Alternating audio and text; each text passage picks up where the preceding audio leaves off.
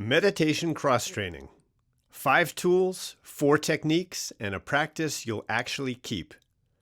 Written and read by Ken Davis. A note from the author.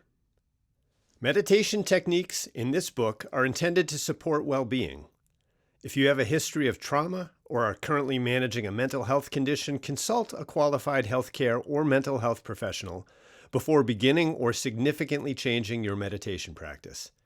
This book is a guide, not a substitute for professional medical advice, diagnosis, or treatment. Hi, I'm Ken. This is the book I wish someone would have handed me when I started meditating 30 years ago. Back then, I was a runner and a cyclist. I'd taken my physical fitness well in hand after a hilariously bookish youth. I wanted to do the same for my awareness, my concentration, and my ability to find inner balance. I decided that meditation was the key. Except I didn't know anyone who meditated. So using what resources I could find, I felt my way forward, guessing, experimenting, trying different styles of meditation. Little by little, I developed a consistent practice that I've maintained to this day. Looking at it now, I can honestly say that meditation is the most important skill I've learned. For real. Meditation brings at least as much value to my life as physical exercise. It isn't just on the nice-to-have list. When I get up off the cushion, my mind feels limber, warmed up. Before training my awareness, one bummer interaction with a stranger could drag down my whole day. Now I can watch my entirely justifiable annoyance flare up and fade away in under a minute. The way I got here also gave me an insight, one I haven't encountered anywhere. As I explored different styles of meditation, I grew fascinated with why they all prove so valuable, even when their origins, theories, and goals were radically different, contradictory, and even unscientific. I saw firsthand how different techniques offered subtly different benefits to the mind and the nervous system. That led me to follow a hunch. As I stayed physically fit, I didn't just do a single exercise. I ran and cycled, did yoga and martial arts. I knew I could enhance the effects on my overall fitness, resilience, and joint muscle health by regularly engaging in different exercises. In other words, cross-training. And I'd instinctively applied the same idea to my meditation practice. Did it work? It sure felt like it. So I asked myself why.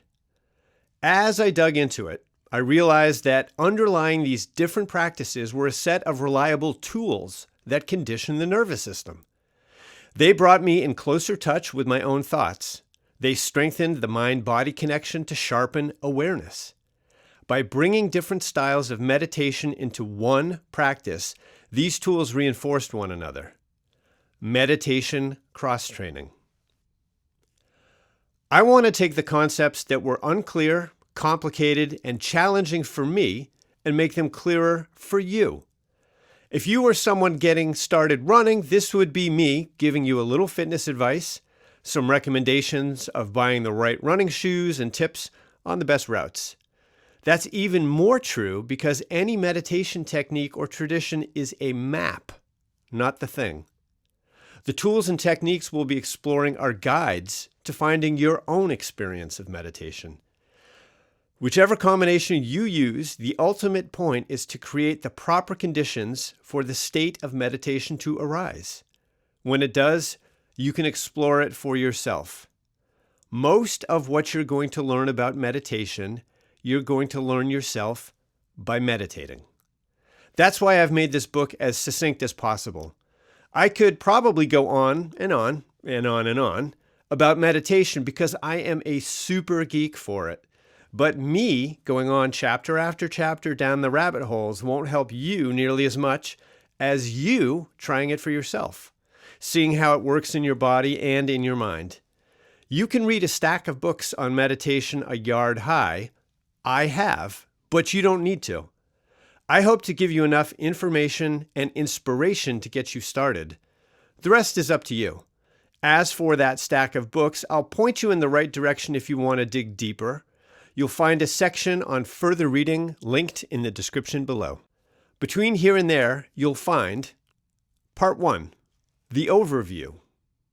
Part 2, the tools. Part 3, the techniques. Appendices, bonus techniques. 30 years later, I'm still running, still cycling, still meditating. I teach yoga. I drew a map for building a durable, effective meditation practice. Here it is. Part 1. Why meditate? We're at war. No time in human history has placed more demand on our most valuable resource, our attention. There are only so many hours in a day and only so many days in a lifetime. Our modern lifestyle is an all-out war for our attention. An endless stream of obligations, entertainment, information, news, and communication, and that's just from the device that's probably only 2 feet from your hand even now, if not actually in your hand as you listen to this. Be honest. Even as we're pummeled by this fire hose of content, we're still thirsty for more. The next deep podcast, a better life hack, more juicy nostalgia, a prettier picture. The world's biggest, greediest corporations feverishly harvest and monetize our attention. An economy of distraction and outrage has hijacked our public and political discourse and even our personal lives. Worse, we do it to ourselves even without our smartphones. How much time do we spend lost in our own thoughts, not even aware that we are lost in our thoughts? Rehashing the same arguments, lobbing the same criticisms at the people in our lives and at ourselves, replaying the same scenarios over and over in pointless reruns. All this leaves us frazzled, caught up in emotional whirlpools. When we're distracted from the present moment, we pay the price. We're less available for those we love. We miss out on everyday beauty right in front of our faces. Worse, there's an opportunity cost for genuine change, growing, centering ourselves, deepening our connection with others. Evolution didn't prepare our nervous systems and minds for the deluge of the modern world. The hardware we're working with and the operating system running on it were designed with a simpler landscape in mind. We still have brains wired for Stone Age priorities. Dodging dangers, yikes, finding food, yum, and seeking mates, oh, hello. We're also carrying around a few 100,000 years of expecting to live in groups of only 150 or so people. We're geared towards gossip, social status, group identity, the dynamics that allowed humans to work together in complex arrangements. All these factors combine in our minds to create a sense of self that, spoiler alert, is as illusory as the daydreams we're often lost in. And none of this hardwiring was designed with our deep satisfaction in mind, just to pass our DNA on. The good news, there's still hope. We can harness that same nervous system and mind to break free of all this. We can reclaim our attention, at the same time gaining greater insight into ourselves and our relationship with the world. Remember, we can learn the skill of training awareness. The way out is the way in. Our modern culture brims with tools and advice for fitness, finance, fashion, and so much more. Navigating our own minds? Not so much. We each face a choice whether or not we know it. Spend our lives caught in the endless currents of our thoughts, or learn a different way to move through the world. The way out is to go inward, to turn attention toward awareness itself through the practice of meditation. In doing so, you'll start to see your thoughts for what they are, an endless stream of fluctuations, insubstantial and impermanent, not you. I believe all this because I've put in the hours over decades. But don't just believe me. See for yourself. What does the word meditation conjure for you? Esoteric spirituality practiced by people sitting in rigid angles, eyes closed? Are there caves involved? Annoyingly exuberant tech bros swilling OTC oil-infused coffee while praising mindfulness? Wealthy self-help gurus bedazzling ancient wisdom with words like quantum or string theory? Social media influencers whose carefully curated, color theory-informed feeds extol the essential serenity they get from their practice, often in Bali, as it happens? Does the thought of sitting down to meditate bring up any powerful feelings or emotions? Maybe boredom, confusion, futility, dread, annoyance, obligation, curiosity. Take a moment, think about it. Oh, and welcome to meditation. You just turned your attention to your thoughts, the essential skill at the heart of meditation. Not impressed? Fair enough. When people first encounter the practice, forced to try it in some group setting, for instance, it's easy enough to dismiss it in a there's no there way. Nothing happened. I was just sitting there. I'm always thinking anyway, so what's the big deal? A parable that captures the sometimes elusive nature of the project. An old salmon swimming in the river passes two young salmon swimming the other way. "How's the water, boys?" the old salmon asks. The young salmon smile and keep going. When the old salmon is out of earshot, one of the young salmon turns to the other and asks, "What does he mean? What's water?" The challenge often isn't even with the practice itself, but in recognizing there's a condition worth exploring in the first place. That's why it's best to understand meditation as a skill. Like any skill, it takes time and effort to develop. And at first, you might not even know what you're really doing, and that's fine. It really is. Everyone has to start somewhere. Noticing your thoughts as thoughts is step one. Our minds are a wilderness, a vast, uncharted, dense landscape we call home. A dedicated meditation practice will help us craft the most useful tool of all, a map. Training attention isn't just reserved for nuns or monks, those chasing enlightenment, gurus, teachers, or retreat centers. That would be like saying that fitness should only be the domain of Olympians, professional athletes, personal trainers. I'm certainly not dismissing the rigorous, dedicated pursuit of meditation practiced by monks, teachers, and retreat centers. Far from it. They're the ones most responsible for keeping the tradition vibrant and pushing the boundaries of first-hand encounters with consciousness. They're the elite athletes of meditation, the Olympians. And much as with world-class athletes, the techniques and understanding developed at that level trickles down for the rest of us to benefit from. Most of us, though, won't find 16 hours in the day to bring to our meditation practice. We're not ready to renounce the modern world and live in a place of simplicity and silence, at least not yet. Nor do we have to. One last point. I'm referring to the actual practice of meditation and not the state of relaxed flow that other activities can bring us into.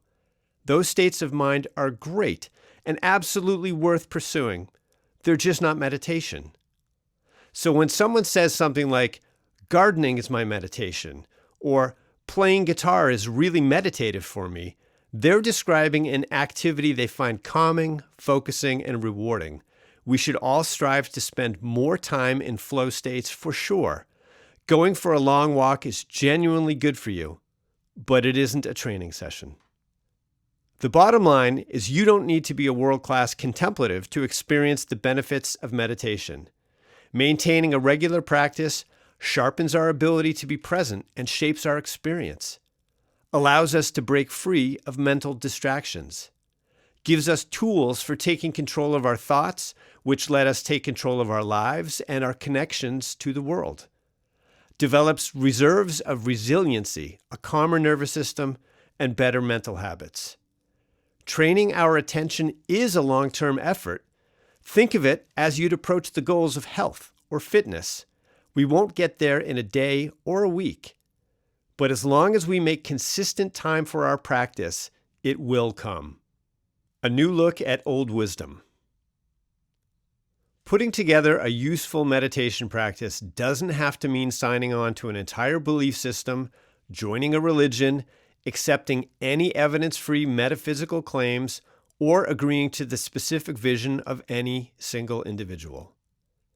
Meditation transcends tradition or dogma. While often intertwined with cultural or religious frameworks, the techniques themselves transcend specific beliefs. They are a means to an end, not the end itself. The ancient practices surrounding meditation are profound examples of human ingenuity, insight, and dedication. Traditions like yoga, Taoism, and Buddhism all offer robust methods for uncovering the unchanging nature of the mind, and preserving those methods century after century deserves honor and respect. Their value remains as vital today as ever. But deep practice doesn't require adopting the external trappings of cultural and religious traditions that arose in distant times and places. It's about internal cultivation in the here and now. In the years I spent as a guitar builder, I developed a deep appreciation for tools. Chisels, sandpaper, files, scrapers, bandsaws, routers, joiners. Each one served specific needs at different times. By mastering these tools, my skills deepened, allowing for a confident expression of the craft. But to learn to use a tool effectively takes time. There's a process. When I voiced the tops of steel string acoustic guitars, for instance, I used a chisel to carve away portions of the spruce braces glued to the underside. Before I could do that well, I needed to learn the proper way to handle the chisel for removing wood, get the hang of it under different conditions, learn the difference between a sharp chisel and a dull chisel, and master sharpening a chisel. Each of these steps needed some external instruction as a starting point. But that instruction only went so far. It was over thousands of hours of carving spruce that I learned how to use the chisel. There was no secret that unlocked the skill, only practice. So let's bring that same mindset to meditation. At heart, the contemplative traditions evolved tools for exploring consciousness and harnessing the nervous system. And there's no secret to unlocking these skills either, only practice. The techniques central to various ancient meditation traditions have commonalities. This isn't a coincidence. For a start, we all, you, me, the Buddha, the brightest thinkers within these practices, begin with the same raw materials, our minds. And with those minds, we all confront the same challenging environment: aging, illness, death, impermanence, desires, aversions, drives, busy minds, egos, a distorting sense of self. Meditation evolved to address conditions common to humankind. Much like disparate cultures all developed their versions of buckets, plows, and utensils. While the details may vary according to specific environments, the principles are the same. Carry water, plant crops, get food from the plate to the mouth. Sharpening awareness has its own set of principles. Observe the contents and nature of consciousness clearly. Calm the nervous system. Explore the nature of our relationship to the world. Each tradition built its own metaphysics and mythology to explain why the human condition is the way it is. A storehouse of karma accumulated over lifetimes. A soul confused by the world of matter. Impurities driving cycles of rebirth. Unseen energies out of balance with nature's rhythms. Their diagnoses differed. So did their prescriptions. But underneath the varied stories, they all discovered the same crucial truth. There are tools available to change our fundamental relationship to our minds and the world. I'm not suggesting we wave away all their efforts with shrugs and sneers. Their unrelenting focus on honing effective tools is an impressive display of human achievement. I'm contending the modern era has the upper hand. Those ancients devised, refined, and codified their traditions in eras of cultural isolation, oral tradition, no efficient transportation or communication, and the barest stirrings of science. We have a broader perspective on the fundamentals at play, the process of evolution and natural selection, the complicated functioning of the mind that results from that process, drives, instincts, layers of consciousness, and other systems designed to pass on our genes, the workings and interplay of the brain, nervous system, and body, physics, psychology, physiology, and the other related sciences. We're better equipped than ever to address the questions of truth and utility in meditation. It's the difference between having an inflamed appendix removed by laparoscopic surgery rather than being chanted over by the village healer. We still lack answers to some fundamental questions. How does consciousness emerge from physical matter? How did the universe arise? How do the trillions of neurons in our brain generate a sense of self? But our map of human behavior and subjective experience has grown much more precise over the past few centuries. One more thing. The approach of meditation cross-training makes no metaphysical claim about the fundamental nature of the mind itself. For our purposes, it doesn't matter if we are a trillion biochemical electrical impulses crackling away in the gray matter of our brains, a brain in a vat, a simulation, an earthly body inhabited by a divine soul, a lone wave on the surface of a vast, unified cosmic intelligence. In our subjective experience, which is all we can be sure of, the benefits of heightening awareness are consistent across these scenarios or any others you might consider.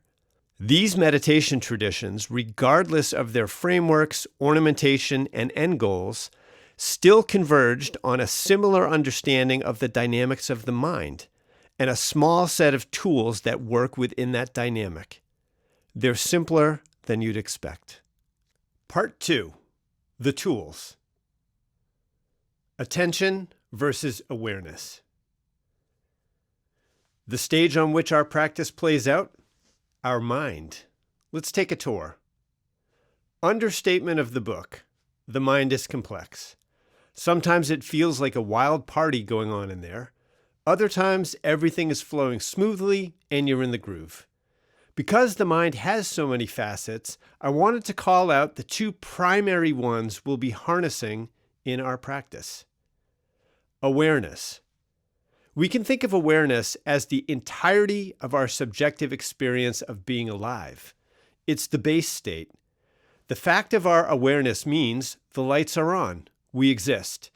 It's the condition in which thoughts, sensations, and emotions arise and pass away. Everything in our lives is ultimately experienced through awareness and its contents. Attention. Attention is the focusing of awareness, a more active and directed mental process. It's the ability to concentrate selectively on a particular object, thought, or sensation while filtering out other distractions. Think of it this way. Awareness is the stage on which the play of life unfolds. Attention is a spotlight you can shine on specific parts of the stage. How these two aspects of the mind work together lies at the heart of virtually every meditation tradition. While the ancients lacked the detailed understanding we have of the brain and nervous system, they had brains and nervous systems and evolved specific ways to harness them. In doing so, they created frameworks for describing these complex interactions between awareness and attention, as well as between mind and body. These frameworks feature terminology representing the subjective experiences of energetic qualities of the brain and nervous system. Whether they refer to them as prana, chi, or the subtle body, they recognize them all as avenues to both directly and indirectly influence the nervous system. To be clear, there's nothing particularly ground-shaking in this. Most of what we do as humans directly and indirectly influences the nervous system. Within contemporary discussions of meditation, it's not uncommon to hear something like, meditation actually changes the structure of the brain. It does. So does scrolling social media, cycling, playing guitar, or virtually anything else you might fruitfully pursue. The brain and nervous system evolved to adapt, and they do it all the time. Where the contemplative traditions leverage that fact so successfully is in their techniques for strengthening awareness and attention. To extricate both truth and utility from the wild party taking place on the stage of the mind, they really can't be beat. You just need the right tools. The tools. You already own every one of them. As I mentioned, the contemplative traditions converged on the same short list of tools, not because they were comparing notes, most of them never met, but because they were all working on the same piece of equipment, a human nervous system. Here's the whole toolkit. Focused breathing, reduced sensory input, alert stillness, an anchor for attention, directed visualization. That's it. Everything in part 3 is some combination of these 5. I'm going to spend a little time on each, not because they're complicated, they aren't, but because knowing what each one does is the difference between following a training plan and knowing how to train. The breath. Your autonomic nervous system handles what you don't think about: heart rate, digestion, blood pressure, breathing. It runs on 2 settings. Sympathetic, the gas pedal. Heart rate up, breath quick and shallow, muscles loaded and ready. Parasympathetic, the brake. Heart rate down, breath long and slow, digestion back online. You know both of these in your body already. Sympathetic is when you turn it on for the last 400 meters. Fight or flight. Parasympathetic is sitting on the grass afterwards, stretching, satisfied. Rest and digest. Here's the useful part. Breathing is the only item on that list you can also operate by hand. Everything else happens with or without you. Breath works both ways. That makes it a lever. Slow the breath down and stretch out the exhale, and you're not performing calm, you're reaching into the machinery and changing a setting. The body reads its own breathing and adjusts to match, which is why every tradition found this tool first. It's free, it's always with you, and it works whether or not you believe anything. Reduced input. Close your eyes. That's the tool.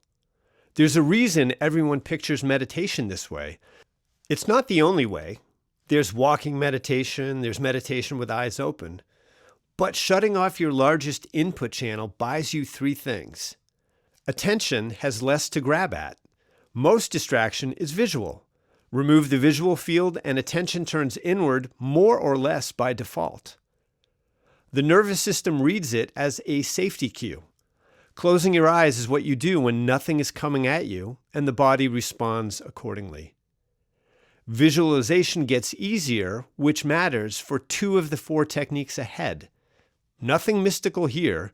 You're lowering the noise floor so you can hear the signal. Alert stillness. Sit up, stop moving. Both words are load-bearing. Still, because a body that keeps adjusting keeps generating errands for attention to run. Every shift, scratch, and recross of the legs is one more thing to chase. Stop giving your attention errands and it has less to work with. Alert, because the failure mode of stillness is sleep. Spine erect, chin level. This is a posture, not a position of comfort, closer to holding a plank than settling in for a nap. Stillness also buys you something less obvious. Practice sitting through mild discomfort without fixing it. Your foot goes pins and needles, your shoulder files a complaint. You notice, you don't act, and it passes. Do that a few hundred times and it transfers. You've done this before in mile 3 of a bad run. The discomfort turns out not to be information you're obligated to act on. An anchor. Attention needs something to hold, or it drifts. Pick one thing and keep coming back to it. Breath. Free, portable, always running, the best default. Bodily sensation. The seat underneath you, the feet on the floor. Sound. Ambient noise works fine. So does your own heartbeat. A word or phrase, repeated silently. A visual point, a candle or a mark on the wall if you're keeping your eyes open. The returning is the exercise, not the staying. That's worth a second look because it's the most common misunderstanding about meditation there is. People assume the goal is to pin attention to the anchor and that drifting off means they've failed. It's backwards. You can't do a rep without lowering the weight first. The wandering is what makes the return possible, and the return is the training. Directed visualization. The last tool, and the one people are most suspicious of. Fair enough. Imagining something isn't nothing physiologically. Picture moving your hand and you light up much of the same neural real estate you'd use actually moving it. That's not a fringe claim. It's why mental rehearsal shows up in physical therapy and motor training. The common forms. Body scan. Move attention through the body, noting what's there. Energy flow. Picture warmth, light, or movement traveling a route. A held image. A place, a color, a texture. The Qigong techniques in part 3 lean on this one hard, so let me be clear about it now and save you an argument with yourself later. The visualization isn't a claim about what's physically happening. It's a vehicle for attention. You're not moving energy. You're moving your attention along a route and using an image to keep it from wandering off part way. Held that way, it's a tool. Held any other way, it's a belief, and this book doesn't require you to have one. The bottom line, 5 tools, and you owned all 5 before you picked up this book. What the traditions worked out, and what's genuinely worth taking, is that these combine. Breath plus stillness plus an anchor is already a complete practice. Add visualization and it becomes a different one. Shift which tool carries the weight and the whole session changes character. Any single technique built from these will do the job on its own. I'm going to make the case for combining them. Part 3. The techniques. Meditation cross-training. The reason for combining techniques is the same as with fitness cross-training. To keep things fresh, to exercise the muscles in different and complementary ways, and to keep the overall fitness level higher than the sum of the parts. My first attempt at running after quitting smoking wasn't fun. I struggled, gasping for air, nearly passing out after just a quarter mile. The next day, my muscles ached in all kinds of new ways. But I'd done it, and that knowledge gave me the confidence to try again. Fast forward 35 years, and I'm still running. I've never allowed injury to sideline me, nor have I given up because of boredom. The secret? Cross-training. Incorporating different exercises and activities into my routine has been the key to sustainable fitness. Now, depending on the season, you might find me jogging, cycling, cross-country skiing, or rucking, alongside a regular yoga practice. This varied toolkit has kept me engaged for decades. For honing awareness through meditation, the same principles apply. Meditation cross-training reflects the same idea. By understanding and incorporating the basic meditation tools, we can draw from a varied set of techniques to create a sustainable and sustaining meditation practice. This approach offers several key advantages, each contributing to a more comprehensive and effective meditation practice. Improved overall concentration. Engaging in various meditation techniques exercises different aspects of attention. Deeper engagement and motivation. Varying your practice prevents boredom and keeps meditation fresh and interesting. Multifaceted exploration of awareness. Different meditation techniques offer unique perspectives on mind and consciousness. Autonomic nervous system, ANS, balance and resilience. Some practices stimulate the sympathetic nervous system, promoting alertness, while others activate the parasympathetic nervous system, encouraging relaxation. You're not leaving anything on the table. Each of the styles we'll look at has a lot to offer on its own, true, but each focuses on particular facets of awareness, sometimes at the expense of others. Better still, incorporating a broader range of approaches into your practice gives you the ability to put together your own meditation routine, one best suited to your own life. Why not just stick with one style of meditation? After all, they've been around for centuries or longer. That must say something about their usefulness. My answer? You absolutely can. In fact, I'd strongly encourage you that if one type of meditation calls you and the others leave you cold, go for it. That's your style. Some people are simply runners. That's who they are, that's what works for them, and they don't need to look any farther afield for their fitness. It's your practice. You get to decide. And honestly, I'd much rather see you take up one tool and use it than try all the tools at once and then never pick them up again. That said, my experience is that combining techniques enhances and complements the effects, deepening the practice. Having spent years with the types of meditation we'll be looking at, I know they play well together. They inform and enhance one another. What I appreciate most is that I can sequence each meditation session to have an effective, engaging structure. Why is that valuable? As a yoga instructor, I base an hour-long vinyasa flow class around a structure that begins with gentle grounding, gradually warming up, moving into heat building and targeting specific parts of the body for the peak pose, and then cooling down. The structure has a logic to it, one designed to enhance the benefits of the practice through an evolving focus. The structure has a logic to it, one designed to enhance the benefits of the practice through an evolving focus. Could I just have folks do sun salutations for an hour straight? It'd be a killer workout, but not a particularly well-balanced one, nor a very appealing one, honestly. A well-structured yoga class leaves people feeling balanced, both physically and energetically.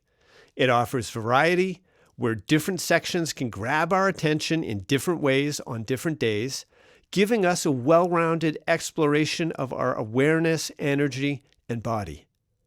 Meditation cross-training offers a similar dynamic.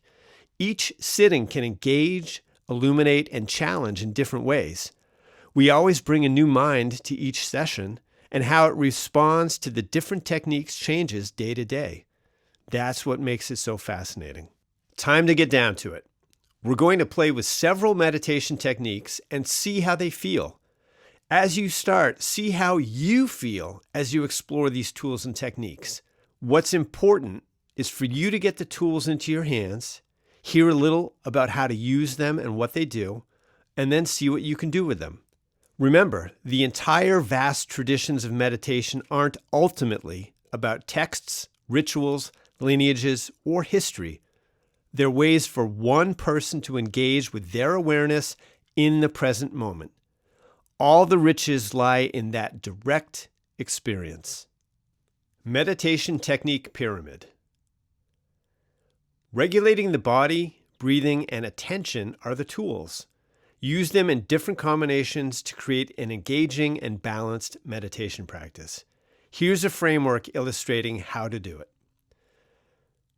The techniques. Each of the next 4 chapters covers one of these in full. Here's the shape of them. Mindfulness meditation. Also known as Vipassana or insight meditation, this is the bedrock technique for investigating the workings of the mind. Sit, bring attention to your breath, and when the mind wanders, and it will, notice, then come back. Repeat 1,000,000 billion times. The mindfulness element is the muscle you're training, noticing thoughts as thoughts rather than getting carried away by them.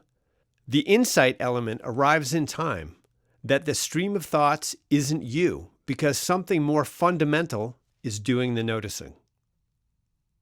Small circulation Qigong meditation.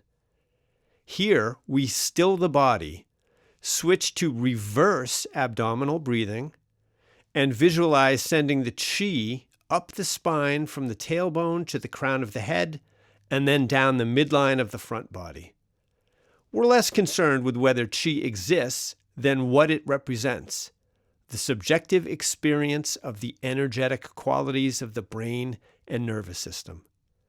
Working with these qualities deepens concentration, engages both branches of the autonomic nervous system, and brings greater fidelity to the mind-body connection. The circulating qi also makes a powerful anchor for attention. Grand circulation Qigong meditation. Same stillness, same reverse abdominal breathing, but the qi now travels back and forth along the spine between a point deep in the abdomen and a point behind the forehead. Where small circulation deepens the connection between mind and body, grand circulation reaches outward, connecting the body to the larger cycles and energies of nature. Traditionally, the goal is spiritual enlightenment, opening the third eye. Set that aside, and what's left is still substantial. A specific, powerful grounding for the nervous system, and a perspective that reinforces gratitude, contentment, and a sense of interconnectedness. Non-dual awareness meditation. The last is the most challenging, and it needs its term unpacked first. The other three techniques are dualistic.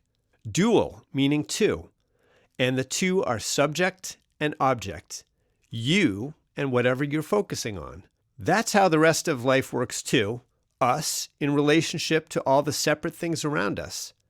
Non-dual awareness, with roots in Advaita Vedanta and the Dzogchen school of Tibetan Buddhism, shifts perspective to recognize that the split between subject and object is an artifact of the mind. The practice turns awareness back on itself. It can be a dizzying experience, and it's well worth exploring. With meditation cross-training, I've found it helpful to put it into a framework that you can picture, one that represents both a relationship between the four techniques and a way to structure individual sessions of practice. So I give you, drum roll, the meditation technique pyramid. The pyramid shape works for this framework because it elegantly represents several key aspects of these meditation techniques: broad base, narrow top, accessibility in one axis, time on the other. In this pyramid, mindfulness comprises the bottom. Next up is small circulation Qigong meditation. Smaller yet, and atop that, is grand circulation Qigong meditation. And the small peak of the pyramid is the non-dual meditation. Let's dig deeper into what's represented by this pyramid. The ascending vertical dimension from bottom to top represents how accessible these techniques are, with the bottom being the most approachable if you're newer to meditation. So mindfulness, as mentioned, can be learned easily. Non-dual awareness can be trickier to grasp. 2. That same bottom to top dimension also reflects how these techniques build upon each other.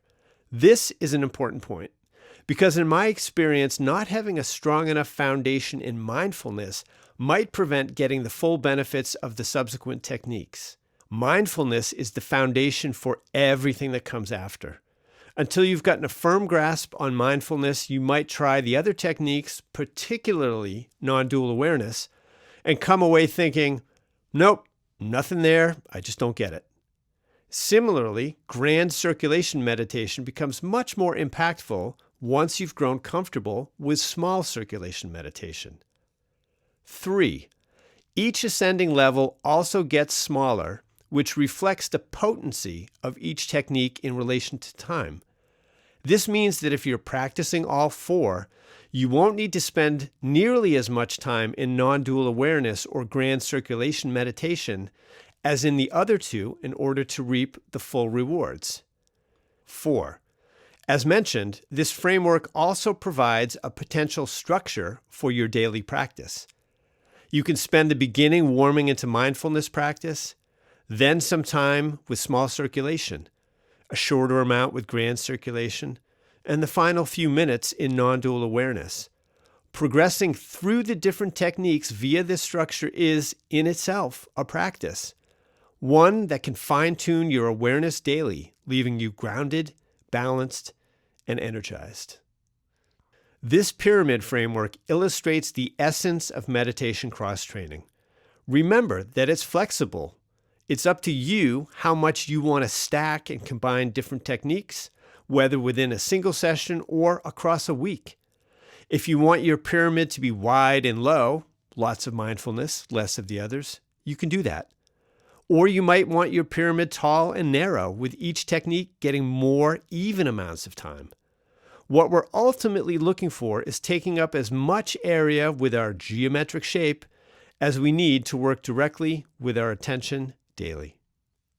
Mindfulness meditation. Rest attention on the breath. Draw it back when it wanders.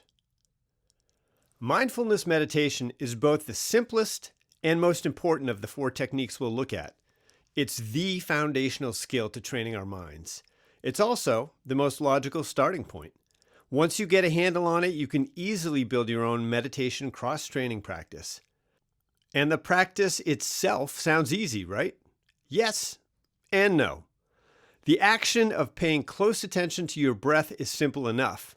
What's tricky is keeping your attention on your breath. Your thoughts will start pulling you away almost immediately, and often you won't notice until you're far down a discursive train of thought. The mind is very much inclined to wander, as you'll see. Setting up. This applies to all 4 of the techniques we'll look at. 1. Take a comfortable seat, keeping your spine erect. 2. Hands can rest wherever feels natural, folded in your lap or one on each leg, palms up or down. 3. Close your eyes if that's comfortable. Otherwise, you can leave them half open with a relaxed focus. 4. Take a deep grounding breath or 2 just to punctuate the start of your session. The practice. 1. Bring your attention to your breath, following each inhalation and exhalation as closely as you can. Breathe naturally. You're not manipulating the breath. Pay careful attention to each breath from start to finish, inhales and exhales. Set your focus on wherever you feel the breath most strongly. The air moving in and out of your nostrils, the rise and fall of your belly, the expansion and contraction of your rib cage. 2. When you catch yourself thinking about something else, bring your attention back to the breath. 3. Repeat steps 1 and 2 throughout your session. 4. When you're ready to stop, just open your eyes. Notice if the state of your mind feels any different from when you started. If you're just starting out, just try practicing for 5 minutes. It will feel like a long time at first. Once you get more comfortable, you can stretch out for as long as you'd like. Also, and importantly, once you develop familiarity with the practice, you can shift the focus from the breath to other anchors for awareness. Bodily sensations, sounds, the feeling of the ground or cushion beneath you. Really, anything in your internal or external environment upon which you can gently rest your attention. For just starting out, however, the breath is a perfect choice. You might notice a few common challenges crop up. Restlessness or wanting to check how much time is left. Discomfort in your legs or seat. Feeling self-conscious or uneasy sitting with your eyes closed. Feeling as though you're not getting it as you're trying to keep your attention on your breath. Is anything even happening? Deciding you don't have the kind of mind that's meant to be meditating. It's too busy, too analytical, or too scattered. Believe me, these are feelings everyone has when they first start meditating. Just go easy on yourself and carry on. If you want to check the time, go ahead. Just notice the thoughts that led you there and bring your attention back to your breath. You're free to shift position. Just notice the thoughts that led you there and bring your attention back to your breath. If you need to open your eyes slightly, go for it. You know the drill. And if you're wondering if you're doing it right or if it's working, that's fine. Yep, back to the breath. See the pattern? The last challenge, I don't have the kind of mind that's meant to be meditating, is what everyone thinks, honestly. Sorry to burst your bubble. I'm sure you're special in lots of other ways, though. These challenges persist, even for experienced meditators, so don't be hard on yourself. Over time, practitioners find it easy to work with them, and you will too. Within the first few weeks of maintaining a regular practice, you'll start feeling more and more comfortable. There's a reason mindfulness meditation is called Vipassana, Pali for insight, in the Buddhist tradition. It brings the full chatter of the mind into clear view. That's the insight. Having practiced this style of meditation for over 30 years, I will underscore this point. The goal of mindfulness meditation isn't to keep your attention on the breath, but to notice the unrelenting, fleeting nature of thought itself. We're not practicing mindful meditation to still the mind, eliminating all thought, strengthen our concentration to where we can direct attention exclusively to the breath for as long as we choose, develop a superpower or enhanced state of mind, attain enlightenment, whatever that might mean. Some of those things may happen. Our thoughts might settle down for a bit with a growing quality of spaciousness around them.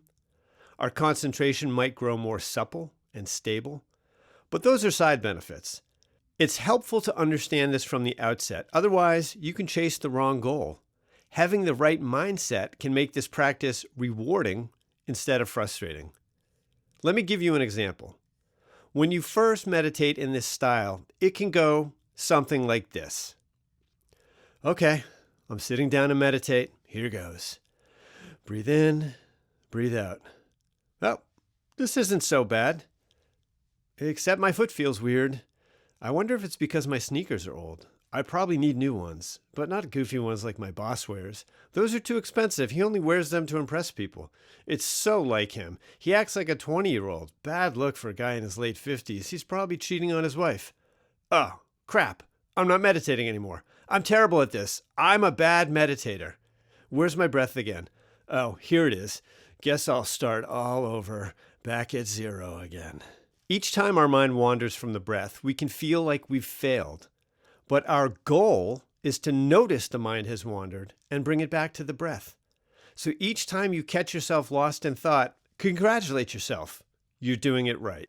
If the goal is to notice the unrelenting chatter of the mind, it makes sense to ask a simple question. Why? The essence of the answer is, I think, this. By paying close attention to the dynamics of the fleeting nature of thought itself, you develop a more precise, intentional relationship to your own mind. When you pay close attention, you might notice. The mind produces thoughts constantly, like the little bubbler at the bottom of a fish tank. The thoughts themselves aren't particularly significant. They just keep bubbling up. Thoughts always arise and pass away. They have a start and a finish, and then they're gone. If you just notice a thought rather than engage with it, it will unwind and pass away quickly. Engaging with a thought gives it more energy, which leads to another thought, then another, like a pinball, dinging off one bell after another inside a blaring, flashing pinball machine. The deeper implications of this fleeting, ever-changing nature of thoughts can lead to internal freedom. You come to see firsthand how, like the weather, your feelings and moods will change soon enough.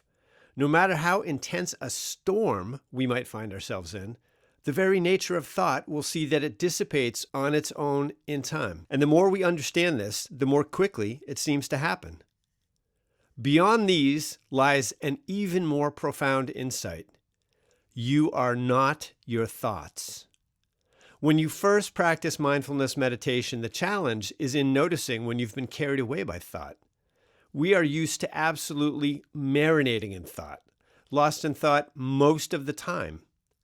Our practice puts this constant chatter under a microscope. Seeing it up close sheds light on a key feature of awareness. part of your awareness other than your thoughts can notice your thoughts, which suggests they aren't the same thing. In this light, thoughts are something that happens within awareness. This awareness itself is worthy of consideration and exploration. Make note of this dynamic, as we'll encounter it again when we look at non-dual awareness.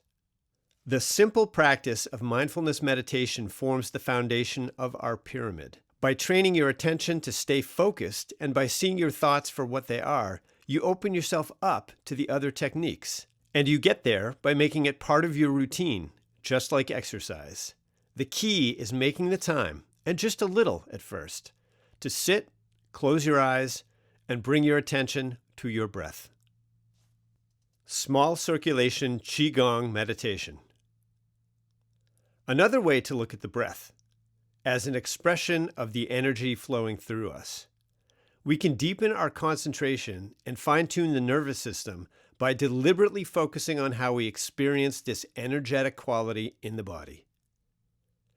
Small circulation Qigong meditation builds upon our foundation of mindfulness meditation by taking focus on the breath into a more active, controlled state.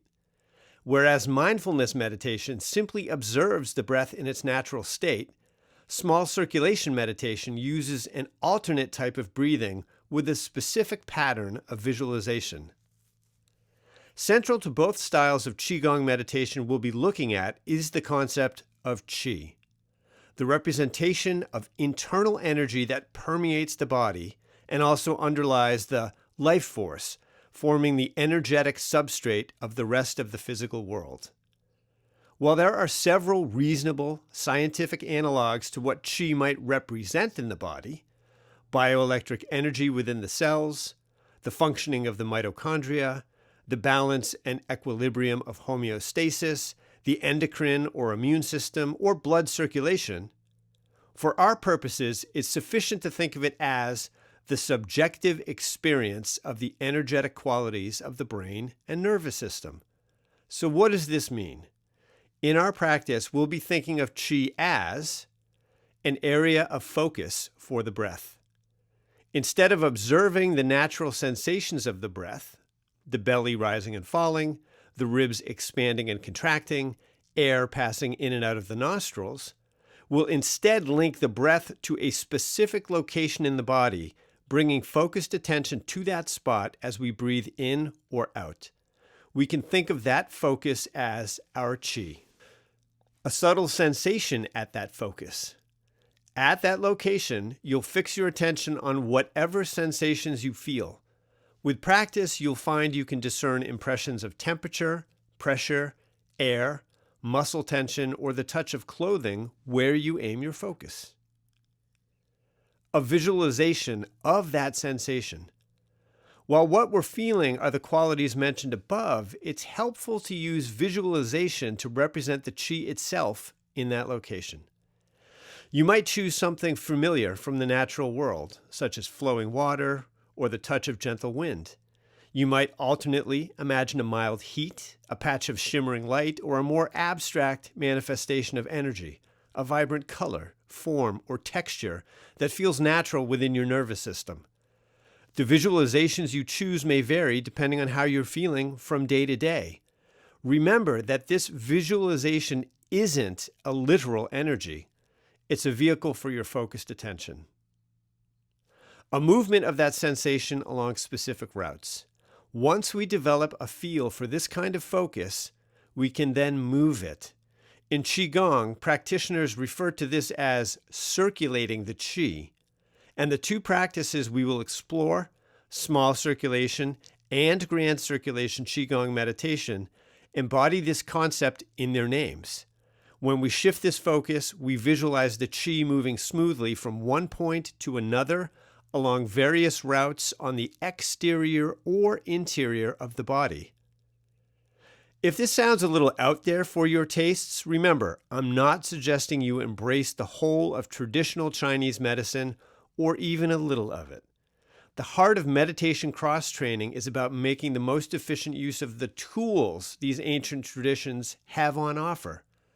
Small circulation uses all 5 of them, which is why it's so rich with benefits, furthering our goals of observing the contents and nature of consciousness, calming the nervous system, and exploring our relationship with the world.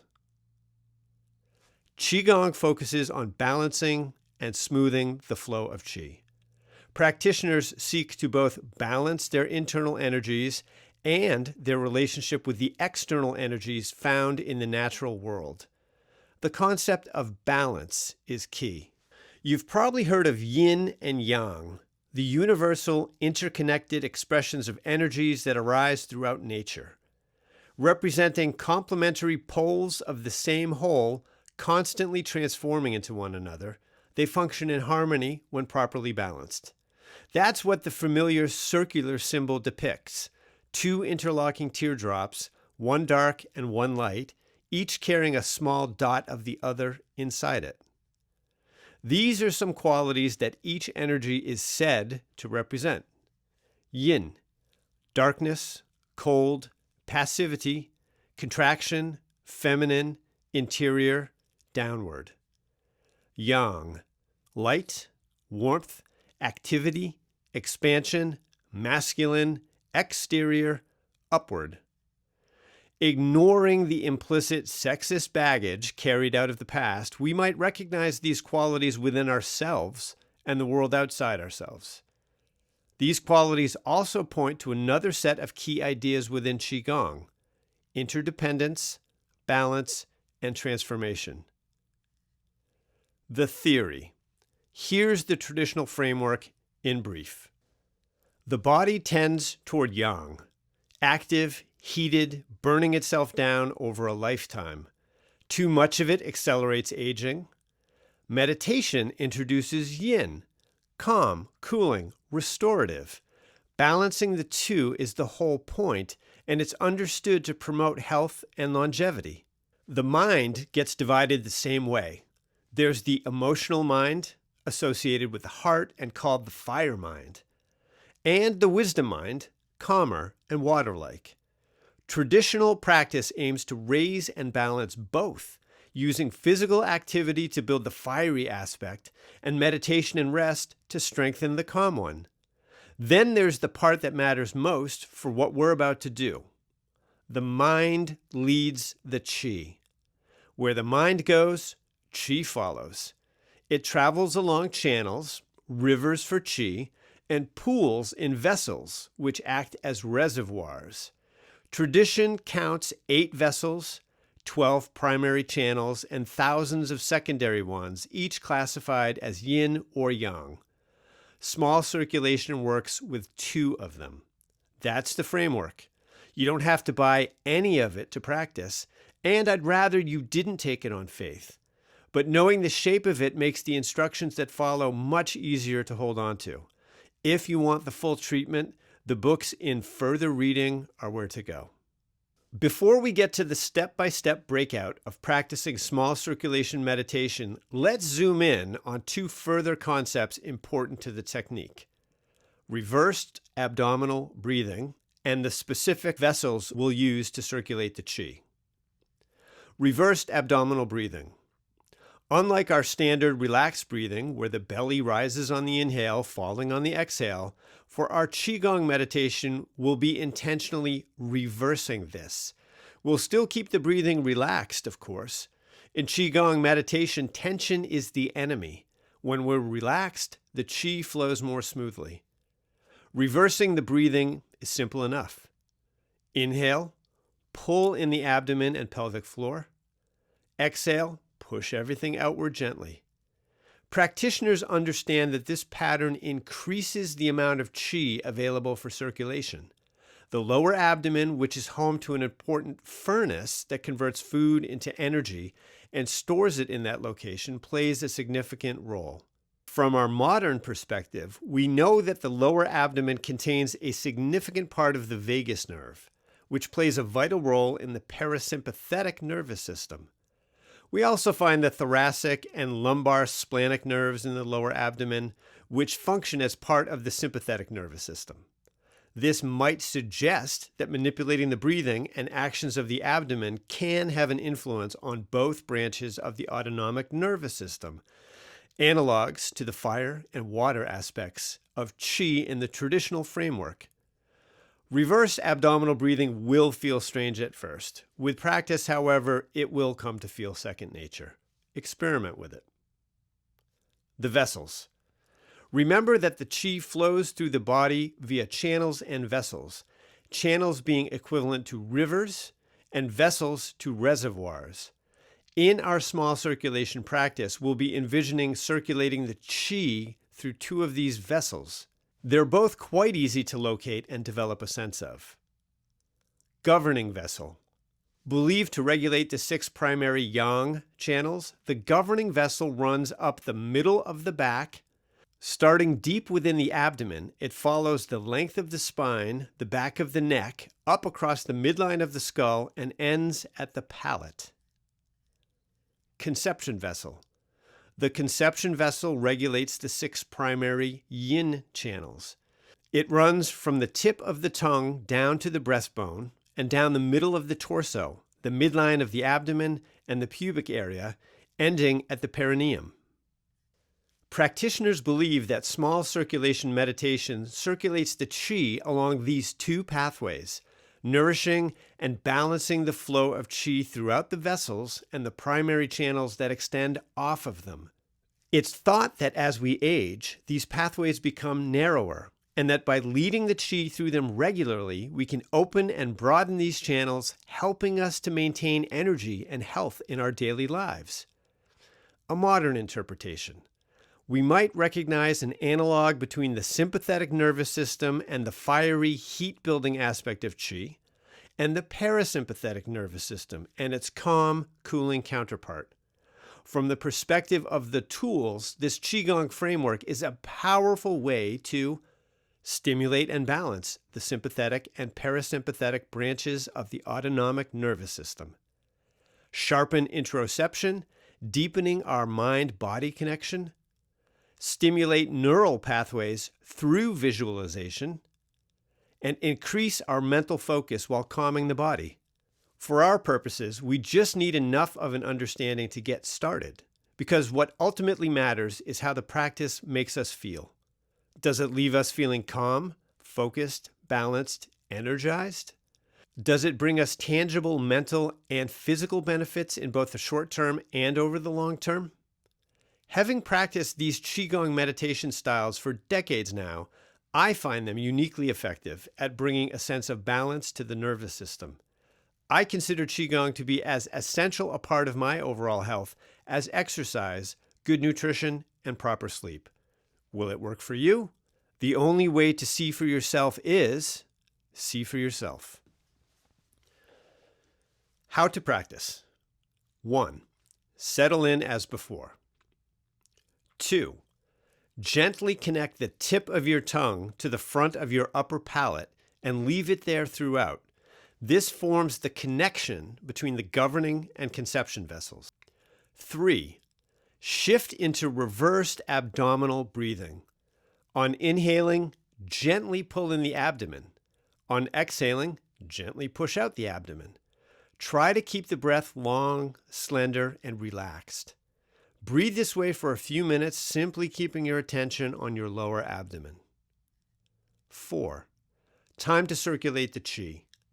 Center your attention at the bottom of the tailbone at the end of an exhale, and on your next inhale, begin shifting your attention up the spine, following the midline of your back, the governing vessel. 5. Visualize a sense of your qi, a color, sensation, or any imagery that feels natural. 6. The mind leads the qi. You're not forcing the qi, not pushing, pulling, or otherwise moving it directly. Where you send your attention, the qi follows. 7. It's helpful to think of this process like leading water through wet sand at the beach. If you draw your hand through the sand, the water will flow through the channel you just made. It's like that with leading the qi. The mind creates the chosen pathway, and the qi naturally follows. 8. Using the length of your inhale, trace the governing vessel from the bottom of the tailbone upward, passing along the outside of the lumbar, thoracic, and cervical spine, low back, mid back, neck, up around the back of the skull and the crown of your head, ending the inhale with your attention at the spot where the tip of your tongue rests gently against the front upper palate. 9. Try to feel each inch of this route as you go, noticing the sensations, the touch of clothing, the feel of the air on the skin, whatever you can. As you move your attention along the length of this route, your brain is engaging directly with the corresponding sensory nerves. I suspect this is a key source of some benefits of this practice. 10. No need to rush the breath or strain. Just try to match the length of the inhale with the shift of your attention along the governing vessel. It can take a little practice to dial the timing in, but soon enough it will feel natural. 11. At the top of your inhale, with your attention at the upper palate, shift your focus to the tip of your tongue and begin your exhale. Remember, we're still using reversed abdominal breathing, so you'll also start expanding the abdomen. 12. Using the length of your exhale, trace the conception vessel from the tip of your tongue downward through your throat, breastbone, across the midline of your belly, the navel and lower belly, the midline of the pubic bone, ending at the perineum. 13. As with the governing vessel, notice the various sensations along the length of the route. 14. When you come to the end of your exhale, begin the next inhale, shifting awareness to the start of the governing vessel. That's the circuit. Up the back on the inhale, down the front on the exhale. Continue for as long as you wish. 15. To finish your session, end at the bottom of an exhale, pausing just long enough to visualize your chi settling in the lower abdomen. You can return to your normal breathing for a few breaths, opening your eyes when you feel ready. A few general observations. At first, you might find it easier to connect with one vessel or the other. That's normal. Regular practice will make the entire route feel more accessible. The intensity of sensation along either vessel may vary from day to day. Such variability is natural as it reflects the complex set of factors that make up your energy levels, mood, clarity of attention, and the state of your nervous system. There may be segments of each route that feel tricky to connect with, but don't search or bring any tension to leading the chi. Keep your attention moving and the chi will follow. With practice, your perception of chi will grow more finely tuned. It won't always feel exactly the same, and you might make connections with the character of the chi and your energy levels. For example, you might notice a difference in your chi after nights you slept well versus nights you slept poorly. This attunement to your overall energy levels is another benefit of the practice, giving you a tangible measure to gauge the effects of sleep, exercise, and nutrition. As with mindfulness meditation, when your mind wanders, and it will, gently return it to the breath. You might find that the increased concentration required to track where the chi is flowing makes small circulation more effective at keeping your attention engaged. Try to keep the chi flowing along the surface of the route of the vessels. In the traditional understanding, leading the chi into the inner organs or brain can lead to unbalancing their function or leaving stagnant chi. Once you've finished a session, it's useful to move the limbs around or get up and walk around for a bit. Again, according to traditional understanding, this movement can release any chi that might have gotten stuck anywhere, evening things out. While you can practice small circulation meditation at any time of the day, I've found, and the tradition suggests, that first thing in the morning is most conducive to a strong connection to the sensations of chi. Final thoughts. So, that's a lot of information. Hang in there. The practice is actually very straightforward once you've gotten a feel for it. You'll probably also respond to its natural quality. Breath, energy, and attention are all familiar parts of life. If you connect deeply with the practice, there's a tremendous amount of insight and understanding to be found in the Qigong tradition. The books in further reading represent a great starting point. Many of the principles of Qigong can find a valuable place in your health and well-being routines. Don't be afraid to explore and be creative. Grand Circulation Qigong Meditation. Breath connects us with the world. Lost in thought, we often lose sight of our interdependency with nature. By focusing our awareness on this connection, we can deepen our sense of well-being. Grand Circulation Qigong Meditation is the next level up in our meditation technique pyramid, taking advantage of the skills we developed in both mindfulness meditation and small circulation Qigong meditation. It's built on the same theoretical background as small circulation and shares some of the same techniques. Visualizing circulating the qi along a vessel, reversed abdominal breathing, mind directs the qi. Where the mind goes, the qi follows. Whereas small circulation is primarily concerned with creating a smooth flow of qi in order to fine-tune the energetic balances of the body and mind, grand circulation both raises and directs the qi in the body for greater health and longevity, and energizes the mind toward a higher state of awareness. Once again, all 5 of our meditation tools are at play. And grand circulation is the most flexible technique in the book. There's real room here for your own creativity and interest to shape how you use it. The theory. Grand circulation builds on small circulation, aiming to harmonize our internal qi with the external world. Traditionally, it serves 2 goals. The yang practice is about longevity, increasing qi throughout the body to strengthen health and immunity. The yin practice directs qi upward to the brain, aiming at wisdom and what the tradition calls enlightenment. For that, we need 2 points and a route between them. The tradition holds that we have 2 brains, or energy poles. The upper dantian sits behind the forehead and corresponds to the brain and limbic system. The lower dantian sits below the navel and corresponds to what we'd now call the gut brain. Connecting them is the thrusting vessel, which maps onto the spinal cord and is considered deeply yin. Moving qi back and forth between the 2 poles, breath synchronized to the movement, is called embryonic breathing. That's the internal picture. The external one is simpler. Heaven is the vast qi powering the cosmos. Earth, the qi of the natural world. Weather, seasons, and the ground under you. The practice works to harmonize what's inside you with what's out there, on the understanding that it's all the same stuff.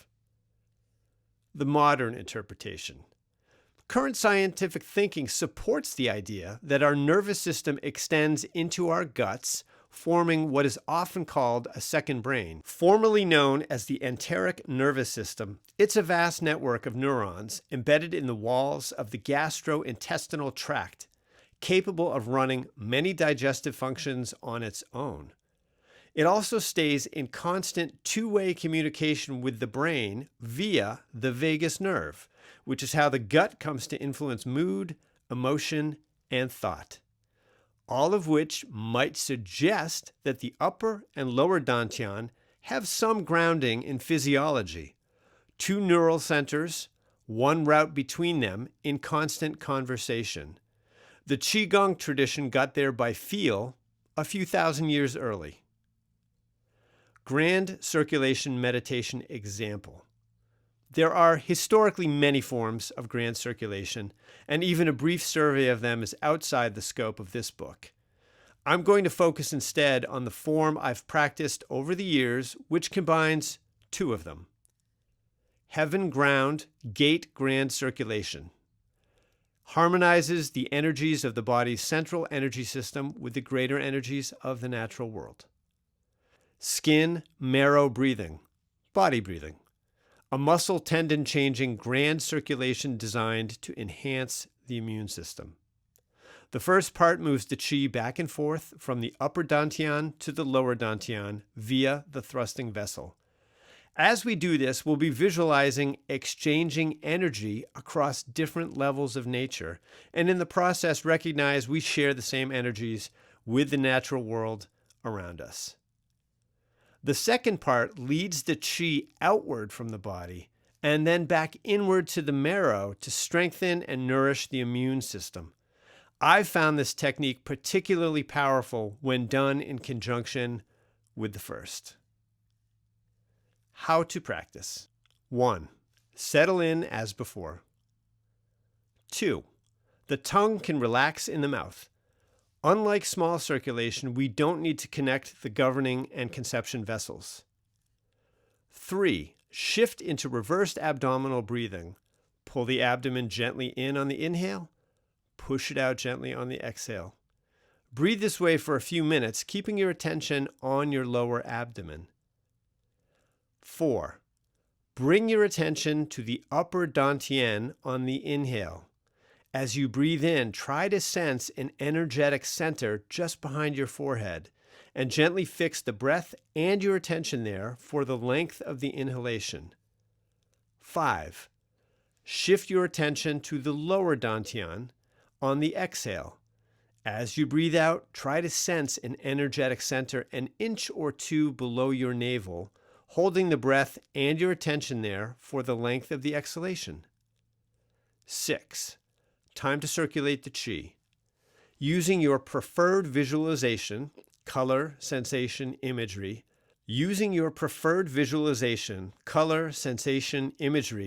lead the qi back and forth between the two centers along the thrusting vessel. Inhale it upward to the upper dantian. Exhale it downward to the lower dantian. Keep the breath long, slender, and supple. 7. Remember, the mind leads the qi. 8. Continue as long as you like. This is embryonic breathing, and practitioners believe it builds a strong reserve of energy in the body. Heaven, ground, gate, grand circulation. Now the circulation opens outward. On each inhalation, you'll sense the upper dantian together with the energy named. On each exhalation, the lower dantian. You're not drawing anything in or pushing anything out. You're timing your sense of these energies to the breath, feeling the relationship between your own energy and theirs. Move outward, step by step. Stay with each pair as long as you like. Inhale, sensing your own awareness. Exhale, sensing the energy within your body. Inhale, sensing the air you breathe, the whole atmosphere of the earth. Exhale, the soil that grows your food and gives you every material you use. Inhale, the earth itself, sustaining you as it turns through space. Exhale, the sun it formed around, the source of all the energy that fuels life here. Inhale, the sun again. Exhale, the galaxy that made the sun, the earth, and every atom you're built from. Inhale, the galaxy again. Exhale, the 2 trillion other galaxies, each of them formed the same way out of the same energies. Inhale, all of them again. Exhale, the entire universe, all known matter and energy, stretching to the edge of existence. Inhale, the universe again. Exhale, the underlying energy that forms all matter and energy everywhere, including you. Skin, marrow, breathing, body breathing. On a long inhale, visualize all these energies drawing into both the upper and lower dantian. The underlying energy of the universe, the galaxies, our galaxy, the sun, the earth, the ground, the air, your own energy, your awareness. Retain the breath and the sense of these energies for a moment or two. Now we actually move this energy. Exhale, leading the chi outward to your skin and beyond. It may help to imagine it forming a field of energy around you. Hold the chi in this expanded circumference for a few moments. Inhale, leading the field deeply inward, filling the body with energy concentrated most intensely within the center of the bones. Repeat this as many times as you like. To finish your session, end at the bottom of an exhale, pausing just long enough to visualize your chi settling in the lower abdomen. Return to normal breathing for a few breaths, opening your eyes when you feel ready. A few general observations to keep in mind. Grand circulation meditation can be an intense practice. Unlike mindfulness meditation or even small circulation meditation, we're both focusing our awareness and using the intellectual part of our mind simultaneously. We're not just lightly observing thoughts, we're directing them. That said, it's most important to keep the thinking part as light as possible, instead focusing on the feeling. So, for example, when you're visualizing the sun, you're not reciting scientific facts about the sun, but trying to appreciate it as the source of all life and energy here on Earth. You might recall how its energy gives rise to the food you eat, the warmth you feel, the light and color we enjoy, and more. It takes some practice to bring all aspects of grand circulation together into a smooth, cohesive experience of meditation, but it happens. Fairly quickly, you'll be able to coordinate the breath with the movement of chi, engage the intellect to expand awareness out through the levels of energy in the universe and bring it back inward, and direct the sensation of energy out around you and back inside. Specific benefits of grand circulation meditation. There's a reason grand circulation has its place within the meditation technique pyramid. Each of the 3 levels we've looked at so far builds on the one below it. Mindfulness meditation lets us directly experience and explore the nature of our thoughts as thoughts. Small circulation meditation allows us to experience and explore the nature of the subjective energetic qualities of the body and the nervous system. Grand circulation meditation allows us to visualize and explore the relationship of our own subjective energetic qualities to the larger energetic systems we're part of, our place in the natural world. Grand circulation allows us to see past our sense of ego and all the noise that comes with it. By experiencing a sense of interconnectedness, interdependence, and our smallness in the grand scheme of things, we can foster such positive traits as humility. Time and space are vast. In comparison, we're tiny sparks. Gratitude. Even though we're just tiny sparks, the fact that we're here at all brings extra appreciation for life. Awe. The natural world is a magnificent sprawl of beauty and complexity, and we're part of it, connected on every level. Reduced anxiety and stress. Seeing our place within nature puts our problems in perspective. Grand circulation is a powerful practice. Better yet, it doesn't require an enormous commitment of time. Remember its place in the meditation technique pyramid, near the top, where it's narrower, meaning it requires less time. For me, it's a 10-minute segment of my daily meditation routine. If you try it, be on the lookout for those moments, and they can be brief, when the feeling of perspective really hits you. Our place in the universe is infinitesimally small, yet we're as much an expression of existence as anything else. And while we may know this intellectually, this style of meditation can shift this understanding from our thinking mind into a more tangible realization. Final thoughts. There are many flavors of grand circulation. In particular, this style of heaven ground gate grand circulation I've described sprang from a combination of the traditional practice and my creativity. You might find it more fruitful to shift the focus on energies to something else entirely. For example, you might visualize your energies moving inward from the larger sense of your body through your muscles, your cells, your molecules, down to the atoms, subatomic particles, and fundamental energies that comprise them.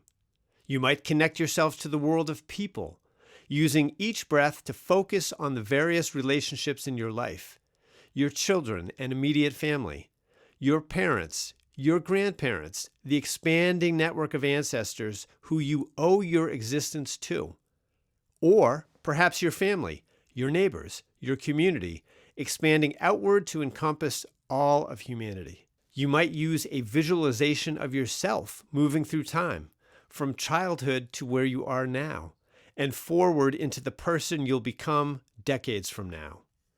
Or perhaps focusing on the increments of time that connect us with nature. Days, seasons, years, decades, centuries, millennia. Get creative. Craft a practice that strikes a deep chord for you. The power of grand circulation lies in its ability to shake us free of our normal, ego-driven mindset, reminding us we're inextricably a part of larger systems. Non-dual awareness meditation. Are we on the sidelines of experience, watching our thoughts, emotions, sensations, and sense of self race by? Or is it all just awareness itself, taking different forms? The practice. The essential technique in this form of meditation is to turn awareness back upon itself. We're no longer focusing on an object, breath, thoughts, the flow of qi. Instead, we're bringing attention to awareness, abandoning the sense of them being separate things at all. Before you begin, for most people, loosening that sense of self is brief, interesting, and quickly over. But if you have a history of depersonalization, dissociation, panic, or psychosis, this is the one technique in the book to approach with a professional's guidance, or to skip. There's no penalty for leaving it alone. The other three deliver the great majority of what this book has to offer. If the sense of unreality disturbs you, stop the practice. Open your eyes, move your body, and get your attention onto something ordinary and physical. The other three practices are dualistic. You attending to something. Non-dual awareness is the turn, attention resting upon itself rather than on an object. The skills we develop in the other techniques help us hone a skill set we can then use in recognizing that the division between subject and object is, in a very real way, an illusion.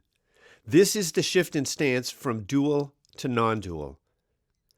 While each practice offers a host of its own benefits, each one also sheds light on a non-dual aspect of our subjective experience of awareness. Mindfulness meditation reveals we're not our thoughts. Our thoughts are merely objects that arise and fall away within awareness. In this dualistic perspective, our awareness is the subject, the stable, unchanging observer of the restless phenomenon of thoughts, feelings, sensations. Yet seen from a non-dual perspective, these phenomena are all fluctuations of awareness itself. That's the shift we'll explore. Small circulation meditation lets us experience that we're a collection of changing subjective energetic qualities, and that these impulses aren't separate qualities that rise and shift on their own. They're all features of an energetic whole. Grand circulation meditation allows us to connect our experiences of energy and awareness to a larger whole. We can feel our place in the world as waves on a larger ocean, a cresting of energies from which there's no real separation. On a dualistic level, it brings about an understanding of our relationship to nature. Yet when shifted into a non-dual perspective, it reveals a conception of us as part of nature. It's not that one needs to follow these as required steps to reach a state of non-dual awareness. It's not a recipe. Rather, we're leveraging the power of meditation cross-training to apply the skills honed in one practice to make another practice more accessible. By seeking to rest as awareness itself, we're by definition moving past language-based thought. That's the central difficulty of this practice, and it's worth understanding. The mind is a chatterbox. Most of our thinking happens in language, which we mercifully keep to ourselves most of the time. All this internal chatter, our thoughts, takes the form of objects within awareness. Therefore, thinking, conceptualizing, and intellectualizing only gets you so far in describing awareness itself. The perspective we're after goes beyond all that. As such, it needs to be experienced to be understood. Worse, as soon as you think, this is resting as awareness, or is this resting as awareness? You're back to not resting as awareness. A muscle memory analogy. It's helpful to approach the practice as you would a physical muscle memory skill, like juggling or riding a bike. Much of the skill is nonverbal, and you just need to get a feel for it. You can have someone explain it to you. You can read about it all you like. You can grasp it intellectually, but until you actually do it, none of that gives you a tangible idea of what it's like. Staying with this analogy a little longer, we know that learning to juggle involves mostly dropping the balls for a long while. Learning to ride a bike seems almost impossible at first. You're mostly not riding, or someone is helping you. With non-dual awareness meditation, we often don't even know what the experience is supposed to feel like. Given this subtlety, be patient with yourself. The concept will come into focus with practice. The nature of the experience. Non-dual awareness is so fundamental to our experience that it's easy to miss, like the oxygen we breathe or the force of gravity that holds us in place. The ancients also understood the elusive nature of this quality of mind.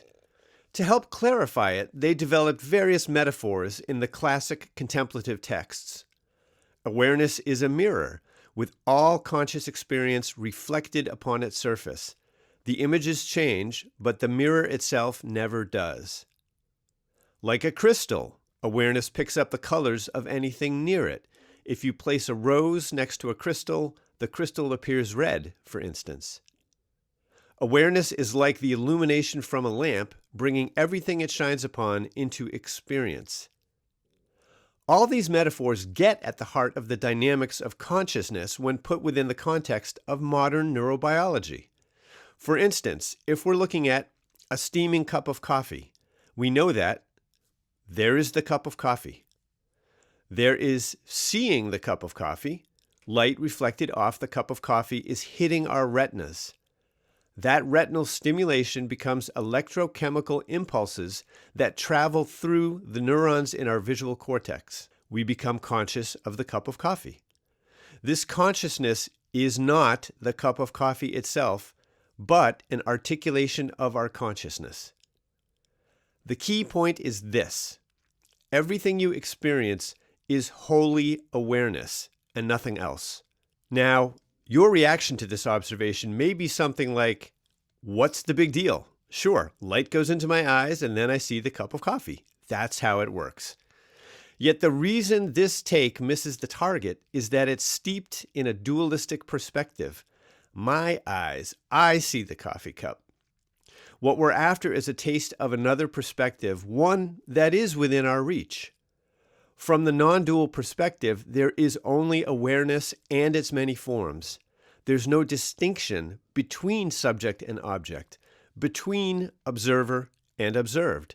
It's all just awareness.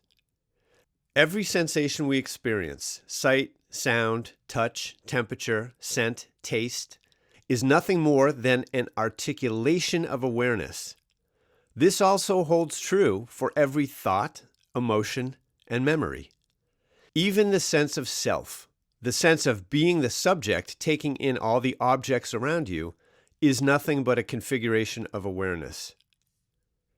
This isn't to claim that the world doesn't exist. To be clear, it does. When you're looking at the cup of coffee, we can safely assume that there's an actual cup of coffee there. What this practice offers is a deeper insight into the nature of the mind.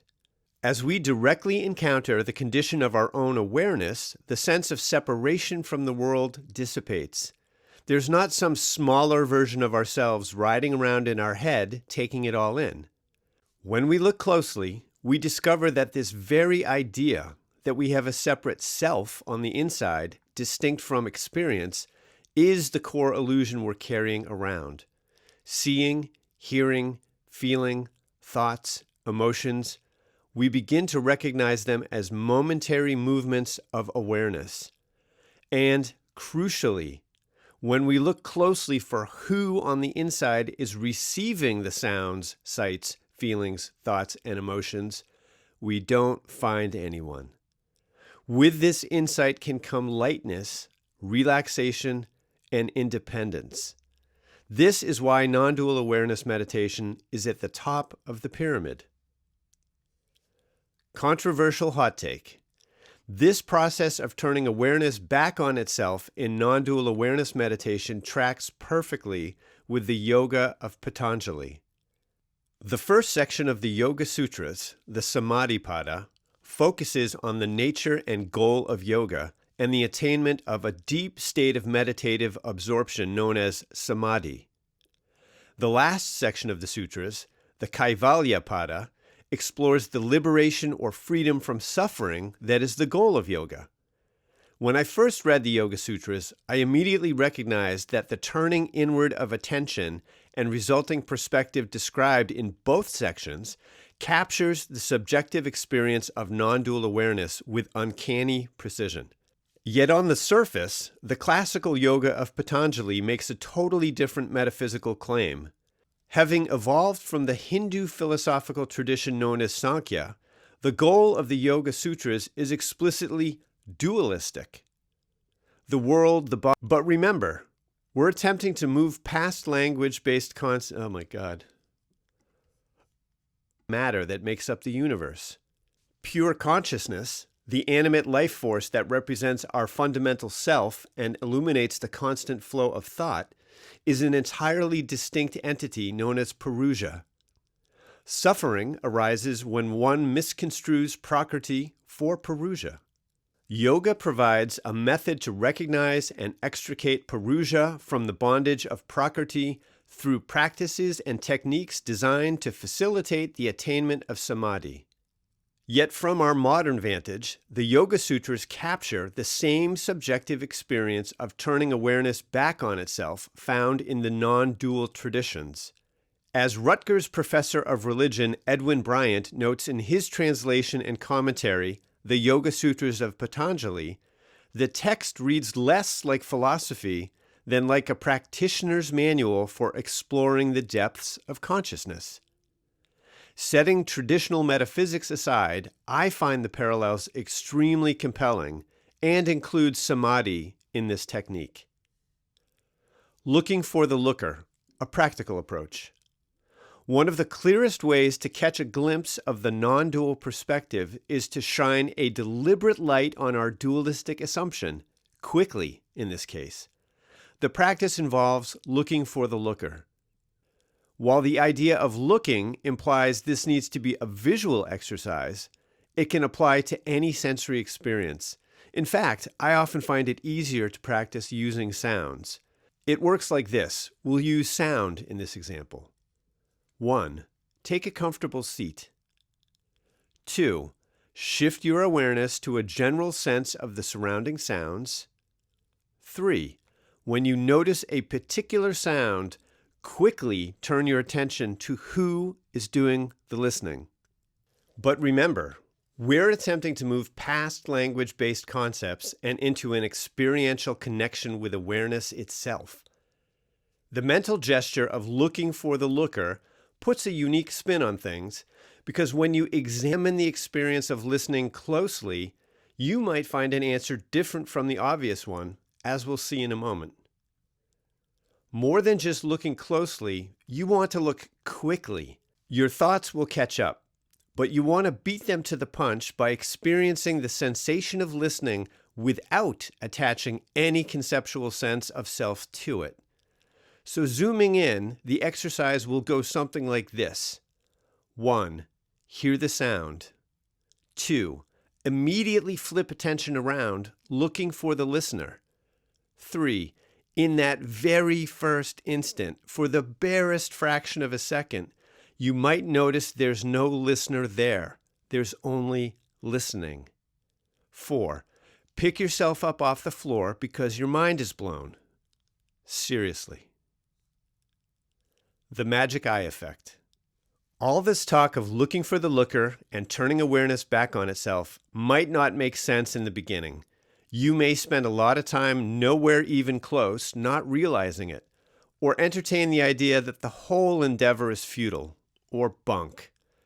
The closest analogy in my experience is to magic eye images, the 3D illusions also known as random dot stereograms or auto-stereograms.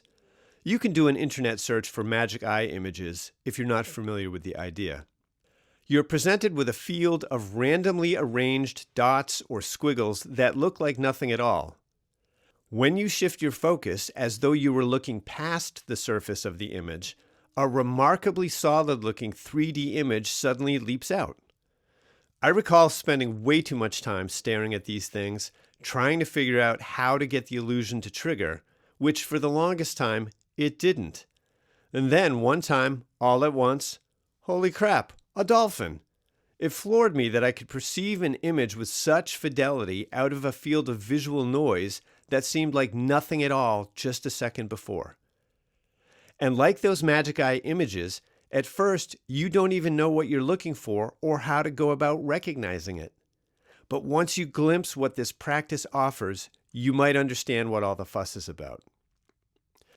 Let's circle back for a moment to the whole point of our meditation cross-training project, developing a consistent, powerful set of tools for training awareness. As we've seen, these tools take advantage of the intersection between focused attention and the nervous system, sharpening the former while positively activating the latter. Regular practice of the techniques we've looked at strengthen these transformations, allowing us a deeper insight into awareness. Non-dual awareness meditation trains our efforts directly on awareness via this deliberate shift from our standard subject-object mode of attention. From this wider perspective, we can interrogate our base assumptions about the nature of thought. All these reactions, emotions, and unending monologues arising and falling away, as we witness in our mindfulness meditation, aren't independent elements battering us indiscriminately. Rather, we can see them as simple articulations of awareness, this bright, boundless condition that is the experience of our lives. Our relationship to the world. Our dualistic habit implies a clear distinction between us and the world we navigate. When we look closely at this ongoing dynamic exchange between awareness and the world, we might see less distance between the two. Where do we end and the world begins? Our sense of self. Similarly, we might also notice that all these notions we hold about ourselves, including the very sense of being a solid self, a witness riding around somewhere up in our heads, are also just articulations of awareness. If there's only consciousness and its contents, are we the consciousness or the contents? And if our sense of self is in the latter category, as non-dual awareness reveals, then are we placing too much importance on what's just one among many, many fluctuations of awareness? Not to claim that these are the only answers one can draw from experiencing and learning to stabilize the state of non-dual awareness, or even the only questions. Rather, I'm hoping to illustrate the potential that exists when we shift our perspective from the contents of awareness to the condition of awareness itself. Ultimately, it's the experience that speaks most powerfully. The practice. 1. Settle in as before. 2. Breathe normally, no forcing or regulating the breath. 3. Relax your attention. Unlike the other techniques, we're not locking our attention on any anchor. 4. Allow your awareness to take in whatever it notices: sounds, physical sensations, thoughts, feelings. 5. When you notice any sensation, a sound for instance, in the very first instant of noticing, see if you can turn awareness back upon itself. Look for the listener. Quickly investigate who exactly is doing the listening. Is there a listener, or is there simply listening? This same mental gesture can apply to other objects appearing in awareness. If your stomach gurgles, is there a self whose stomach is gurgling, or is there simply the experience of sensation? If you recall something your spouse wants you to do, is there a thinker of the thought, or is there just the thought itself? 7. Occasionally, remind yourself that these are all articulations of awareness. As such, they're all made of the same stuff, consciousness. 8. You might briefly perceive your awareness as a unified whole, a bright, lucid condition encompassing everything you're experiencing. 9. Similarly, you might consider awareness as boundless and expansive as the sky, capable of containing anything and everything you can experience. 10. You should do all this in a relaxed fashion, no straining or forcing. What you're after is the relinquishment of the standard categorizing and storytelling our minds engage in. 11.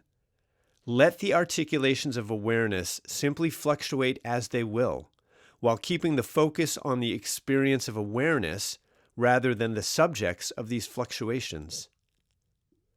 12.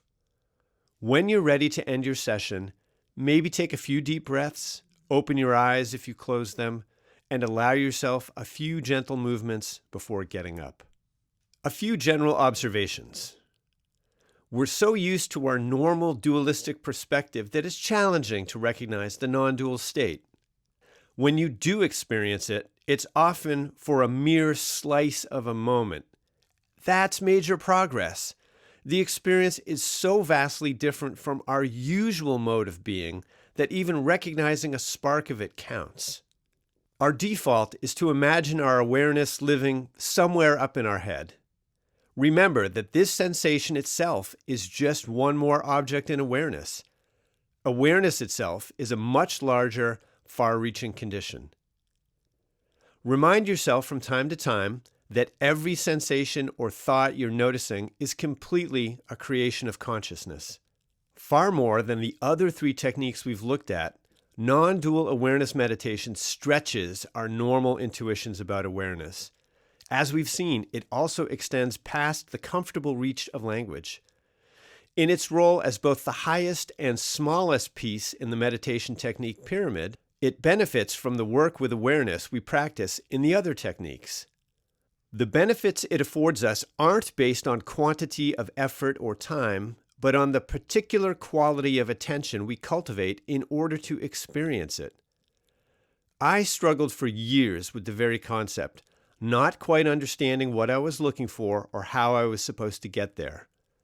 But I can confidently say that when I finally tasted the state of non-dual awareness, it was transformational.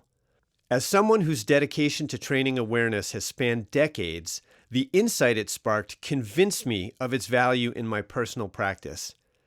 Again, I'm not an expert. I'm not on the verge of opening Ken's Non-Dual Awareness Institute. The power of the technique can speak for itself if you're interested in pursuing it. Bringing it together. The more time you spend with these tools and techniques, the deeper your practice will become. As with any dedicated craft, time and effort will hone your skills. Remember that our approach of meditation cross-training allows for maximum flexibility and creativity. Once you develop a sense for the basic tools, you can bring them into whatever techniques call to you. They certainly don't need to be the 4 techniques I've detailed. That said, I've offered these 4 because they represent what I know to be a well-balanced approach to training awareness. So how do we take all this ground we've covered and turn it into a meditation practice that's rewarding, engaging, and sustainable? Going back to the framework of the meditation technique pyramid, each technique has a relationship to one another and offers a way to think about structuring your own practice, going from a broad base of mindfulness to a narrow point of non-dual awareness. We want to make sure we're drawing consistently from each technique in roughly the proportions represented in the pyramid. Lots of mindfulness, progressively smaller amounts of the Qigong techniques, dashes of that fleeting non-dual awareness. How we do that is up to us. There are two ways to go about balancing our efforts across the different techniques. 1. Structuring your routine for a week. 2. Crafting a balanced approach to each session. Let's look at each and see what they offer. Structuring a weekly routine. We can look at how athletes use cross-training as a model for this approach. With workouts, the general idea of structuring a routine across a period of a week involves varying muscle groups to focus on different areas, mixing up training styles to include cardio, strength training, and flexibility, varying intensity by mixing high and low intensity workouts to prevent overtraining and ensure enough recovery. This can be a great way to approach our practice, keeping things fresh, working the different facets of awareness, and maintaining variety. So what would this look like? The most straightforward approach might be mindfulness meditation every other day, small circulation twice a week, grand circulation once a week, non-dual awareness once every 10 days or 2 weeks. These could be standalone sessions or selectively combined. In the latter style, you might structure your session to be 10 minutes of mindfulness meditation, followed by 5 minutes of one of the other techniques. You could then adapt that to fit the same routine outlined above. Of course, it doesn't need to be that rigid.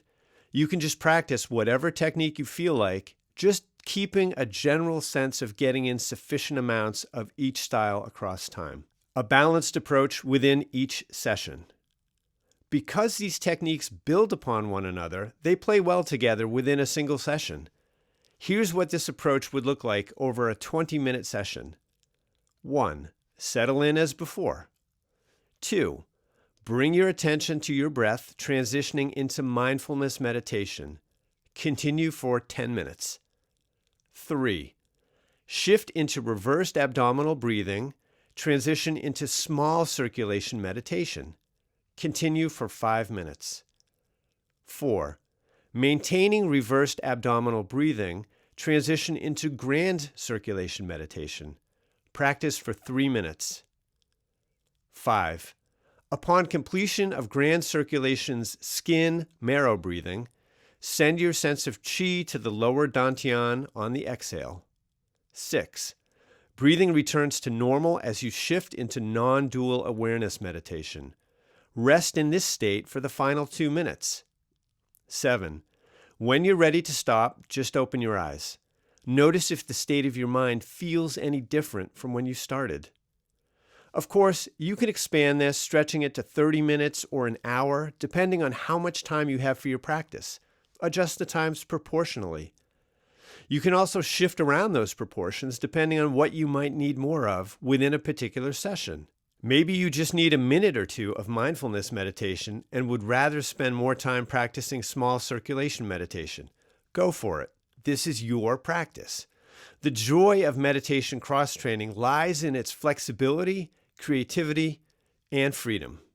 Other perks of the balanced approach within a single session include you can improvise, emphasizing different techniques depending on how you're feeling on a particular day. Like a well-designed yoga class, this structure has a logical flow to it, beginning with the grounding effects of basic mindfulness and leading to the peak state of non-dual awareness. Including all 4 techniques keeps sessions interesting, as you'll likely respond more strongly to different techniques on different days, another level of insight. You get to enjoy the benefits of each technique each day. My daily practice takes this latter approach. After practicing this way for years, the benefits are obvious, which is why I started investigating how it all plays together, eventually landing on the concept of meditation cross-training. As far as your own practice goes, you can't go wrong with either of these two approaches. In either case, the key is practice. This takes effort. Nobody is going to make you do it. But you've listened this far, so you already know that things worth having cost something. Nuts and bolts. The first big caveat: there's no one way to do any of this. I'm going to offer a few battle-tested suggestions, but do whatever feels best for you. And if you're one of those people who feels they need permission to color outside the lines, permission enthusiastically granted. What we're after are results. With that in mind, let's look at frequency and duration, set and setting. Frequency and duration. So let's start with the first key principle, consistency. Now that we've set our minds to strengthen awareness deliberately, we need to make regular time for it. At first, no need to kill yourself. Just try it, see how it feels. But once you get a handle on how it works and what it feels like, I'd recommend making it a daily practice. To my mind, one element of the concept of practice is simply automatic. You show up regularly and do it with a mindset that's agnostic toward mood, desire, or results. Again, there's an analog to working out. If you're a runner, you know that some days feel great, some days feel hard, some days find a groove, some days are achy and distracted. But they all get the job done, contributing to your fitness one run at a time. So you always show up. Same with meditation. Each session counts, deepening the practice. The next question, how long to sit? This is where I'd err on the side of less is more, especially in the beginning. Remember, it takes effort to meditate. When you're just getting familiar with the practice, it's smart to respect that it draws from your willpower and concentration, both of which are in limited supply. How does 5 minutes sound? Sounds about right to me. And I'll go even further. Maybe just start with mindfulness meditation, the foundation of the pyramid. This will allow you to condition your mind to the process of turning inward, watching the breath, and observing your thoughts.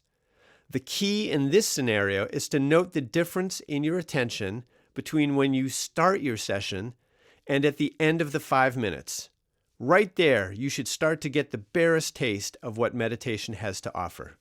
Let's scroll sideways through our calendar. You've established a daily 5-minute practice. You've locked in. You're ready to take it up a notch, exploring all 4 techniques, either in separate sessions or layered within a single session. If 5 minutes is the minimum viable session, where do we want to end up? What's the sweet spot? The duration that gives us the optimal daily dose. My suggestion is to aim for between 20 and 45 minutes daily. Sure, you can go longer or shorter, but my experience is that this window of between 20 and 45 minutes is sufficient for a well-rounded, impactful daily practice. Letting that window be just that, a range you can dial in depending on the day, also offers flexibility. It also sneaks past whatever resistance you might be feeling. Hey, let's just go for 20 today, resistance might suggest. But then once you settle in and find your groove, you'll more often than not want to stretch that time out. And in time, you'll grow familiar with that resistance and make a habit out of ignoring it. Set and setting. The only thing that really matters here is that you find a place and time when you're not likely to be disturbed. While I'm sure the world's most accomplished meditators could drop fully into the state in the middle of Grand Central Station, let's keep the odds in our favor. As for your setup, you want to sit comfortably with your spine erect. Some people prefer to lie down. I'm a little iffy on that approach, given how easily meditating can turn into napping. But if you can maintain a state of alert stillness more effectively and comfortably that way, go for it. If crossing your legs on the floor, the more traditional posture, is available to you, that works well. A squared off blanket or a meditation mat and a pillow or cushion under your glutes can be comfortable. As for the time of day, that's totally up to you. Again, this is your practice, so make it work for your life. I enjoy meditating first thing in the morning before dawn, but I'm an early bird by nature. The rest of the details are all up to you. Create an atmosphere that inspires you, reminding you that training your mind is a valuable way to spend your time. For instance, you might dim the lights and light a candle, create mood lighting. Depending on the season, meditate near open windows to hear sounds from nature, if you live in that kind of place. Play soft ambient music to cover annoying noise, if you live in that kind of place. Meditating outside can be wonderful, though disturbances are harder to manage. Whatever you choose for your setting, part of the ritual of your practice will be to get it ready every day. That will signal your mind that it's time to meditate, so take advantage of that reinforcement. Independence. Think about the many times you've driven your car and found yourself surprised to arrive at your destination without remembering the drive because you were lost in thought. Now imagine doing that for your entire life. Do you want to reach the end and realize you've missed out on so much? What I've hoped to drive home is that meditation doesn't need to be some intellectual exercise wrapped in debates about metaphysics, worldviews, or religions. Rather, the approach of meditation cross-training emphasized that these are experiential practices. They do something healthy to the nervous system you'll notice and benefit from. Like physical fitness, these practices can be fun, keeping our nervous system and mind tuned. Using the tools, techniques, and framework we've looked at allows us to build a meditation practice that's interesting and even exhilarating, providing us with short-term gains for the day and long-term gains for life. You have all the tools laid out in front of you at this point. Pick them up and see what you can create. Creativity and personalization are at the core of this approach to meditation. The tools and techniques we've looked at are meant to be adapted. Change things up or bring in other techniques. Experiment until you find out what resonates with you personally. Traditional meditation practices set a lofty goal: enlightenment. Yes, it might be possible to uproot all desires, fully unwind the sense of self, and overcome all the other impediments to spiritual liberation, however that's defined. Yet our scientific understanding of evolution, human psychology, and the nervous system suggests some fairly good reasons why we probably shouldn't expect to run into many people who are fully enlightened. The approach of meditation cross-training offers a more achievable and practical goal: independence. By putting the effort and time into working with awareness, you're building a set of mental skills that grants you greater autonomy in moving through the world. As you explore the nature of thought, the ephemeral nature of self, and your place in the bigger scheme of things, this sense of independence brings a lightness, ease, and openness to all aspects of your life. The benefits of a consistent meditation practice extend far beyond the meditation cushion. As I mentioned at the very start of this book, meditation is the most important skill I've learned.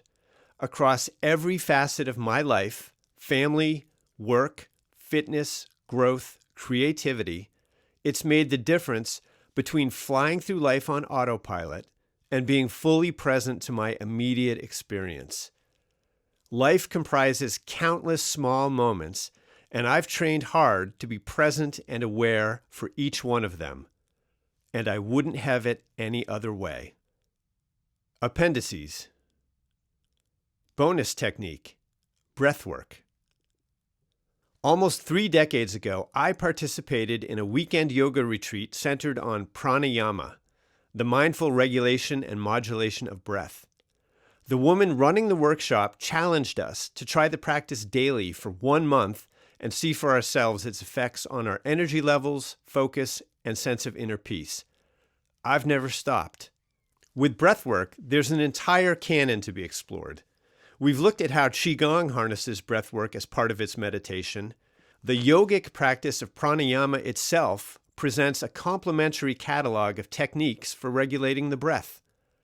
While there are many techniques available in pranayama, I'm going to focus on the 3 I incorporate into my daily meditation routine.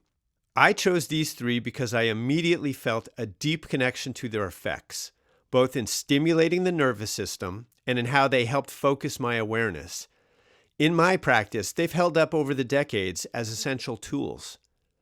For me, the first 2 make a nice opening to my meditation, a punctuation marking the start of the session. The impact on my nervous system is immediate, allowing me to speed up the shift into the meditative state. The 3rd technique I use throughout. So let's start with the first 2, which I perform sequentially as soon as I get seated. Note, these 2 techniques can be relatively intense, so avoid them if you've got breathing issues, dizziness, vertigo, or serious health issues, or are pregnant. Bhastrika, also known as breath of fire or bellows breath. 1. Settle in as before. 2. Close your mouth in order to breathe through your nose. 3.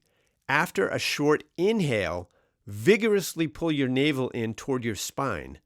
This quick contraction of your belly will force a blast of air out your nostrils. 4. Immediately repeat. Don't worry about the inhale. That will take care of itself through the movement of the belly and diaphragm. Focus only on the exhale via the forceful contraction of the belly. 5. Do half a dozen blasts. This can be 1 cycle. 6. Return to normal breathing between cycles. 7. Perform 3 or 4 cycles. 8. Resume normal breathing, noticing the effects on the body and the mind. As you get better at this, you'll be able to extend the number of blasts per cycle without losing the strength of the blasts. At this stage of my practice, I do 4 cycles of 40 breaths. Pro tip: before I work the bellows, I blow the nose. Little explanation necessary. Agnisara Kriya, also known as fire washing. 1. Settle in as before. 2. Close your mouth in order to breathe through your nose. 3. Inhale deeply, then exhale completely. As you exhale, pull the belly in toward the spine until you sense all the air is out of your lungs. 4. Lean forward slightly and tuck your chin, either while exhaling or right after exhaling. 5. Relax the belly, then pull it back in toward the spine. 6. Repeat this rhythmically, contracting and releasing your abdominal muscles, moving the belly in and out. 7. You may notice a heat building in your abdomen. 8. You may also notice you're needing to take a breath. Do so when you need to. 9. The muscle action feels similar to that of Bhastrika breathing, though it needn't be as intense. You're just moving the belly deeply in and out. 10. Repeat the belly movements half a dozen times for 1 cycle, then inhale. 11. Return to normal breathing between cycles. 12. Do a few cycles, then return to normal breathing and notice the effects of the practice. As with the Bhastrika breathing, you'll be able to extend the number of contractions per cycle as you get better at it, but don't push it. As you get toward the end of a cycle, you may feel the need to take in a gasping breath. You don't need to feel you're drowning or suffocating, so breathe when you need to. My daily practice involves 2 cycles of 40 contractions. While Bhastrika and Agnisara Kriya can be performed independently, I like to perform them sequentially, using the following pattern with a half minute of normal breathing between each set. 2 cycles of Bhastrika, 1 cycle of Agnisara Kriya. 2 cycles of Bhastrika, 1 cycle of Agnisara Kriya. Once I've completed the full cycle, I'm ready to meditate. Ujjayi Pranayama. This form of pranayama is the foundation of both my meditation and yogic asana practices. Asana refers to physical postures. It's what we typically think of when we think of yoga. When we use breath as an anchor for keeping awareness fixed on the present moment, there are different ways we can weight the anchor.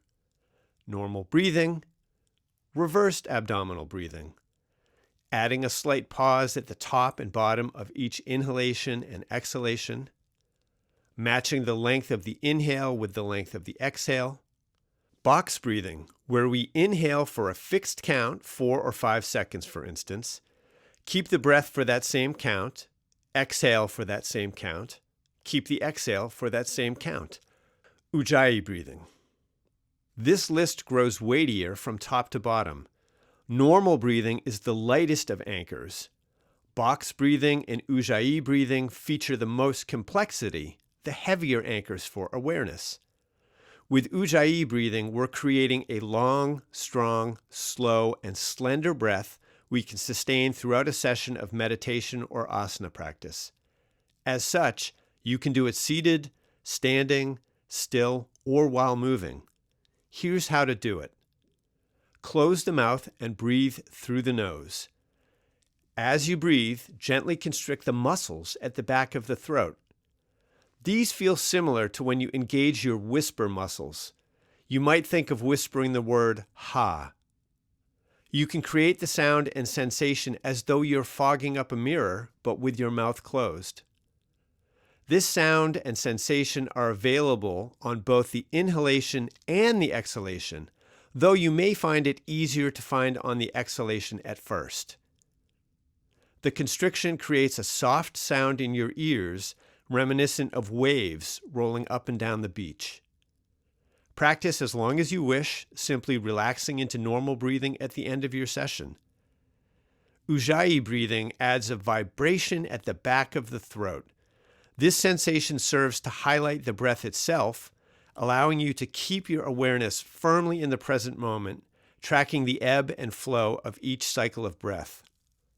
Further, this vibration serves to stimulate the vagus nerve, which we know is capable of shifting us into the state of rest and digest we might all make more use of. In my meditation practice, I use Ujjayi breathing during both small circulation and grand circulation. I also use it when I practice asana and tai chi. Bonus technique, the 5 recollections. Spoiler alert, we're all going to die. How did hearing that feel? Did you maybe chuckle, ignoring that little icy spike of unease carried by those final 5 words? Or did you just skip lightly over what you heard while your mind let out a little whistle past the graveyard melody? If you're like most of us, the inevitability of death is something we only ever handle with the emotional equivalent of heavy-duty potholders. And even then, only for the briefest time and as infrequently as possible. Yet bringing this largest, most significant, and least controversial fact of life to the forefront of our practice can be invaluable. Inspiration flagging, you're gonna die. Focus a little scattered, you're going to die. Feel like scrolling Instagram instead of meditating? Time is finite, tick, tick, tick. And did I mention you're going to die? Okay, I'll stop now. You get it. Another side effect of being lost in thought all the time is that we lose sight of the big picture. Time is finite. Each day we have less time in front of us. And how much time would that be? Decades? Days? We don't know. No wonder we keep the entire issue tucked away somewhere out of sight most of the time. The point of this next bonus practice is to remind ourselves deliberately of the inevitability of our own death. Allowing ourselves time daily to meditate on our own finitude can bring a sharp focus to awareness. When pulling back to this biggest of pictures, we might better put our current stresses into perspective, intuitively assess if we're living in harmony with our core values, appreciate the myriad blessings we often take for granted, such as health, relationships, peace, and even the ability to meditate, reduce our attachment to worldly possessions, savor the feeling of being alive, the combination of awareness and energy we carry into each day. Remind us of the impermanence of life, inspiring us to live with greater intentionality. Far from being morbid, the following technique is a bracing splash of cold water on your face, waking you up to the obvious condition of life. While this specific technique itself comes from the Upajjhatthana Sutta in the Pali Canon of Theravada Buddhism, attributed to a teaching directly from the Buddha, it's neither overtly religious nor very different from the ancient Greek practice of memento mori, Latin for remember, you must die, espoused by Stoic philosophers such as Seneca, Epictetus, and Marcus Aurelius. The 5 Recollections. You can practice this at any point, though I've found that starting a meditation session with it can be a nice way to set the ideal mindset for practice. Repeat the following phrases to yourself, silently or aloud, taking a moment to consider their implications as you go. 1. I am of the nature to grow old. There's no exception for me. 2. I am of the nature to be ill. There's no exception for me. 3. I am of the nature to die. There's no exception for me. 4. Everything I love and cherish will change and disappear. 5. I am the owner of my actions, born of my actions, heir to my actions, related to my actions, and supported by my actions. Every action I commit, both good and bad, of that I am heir. I find this practice a powerful way to sharpen my focus every day.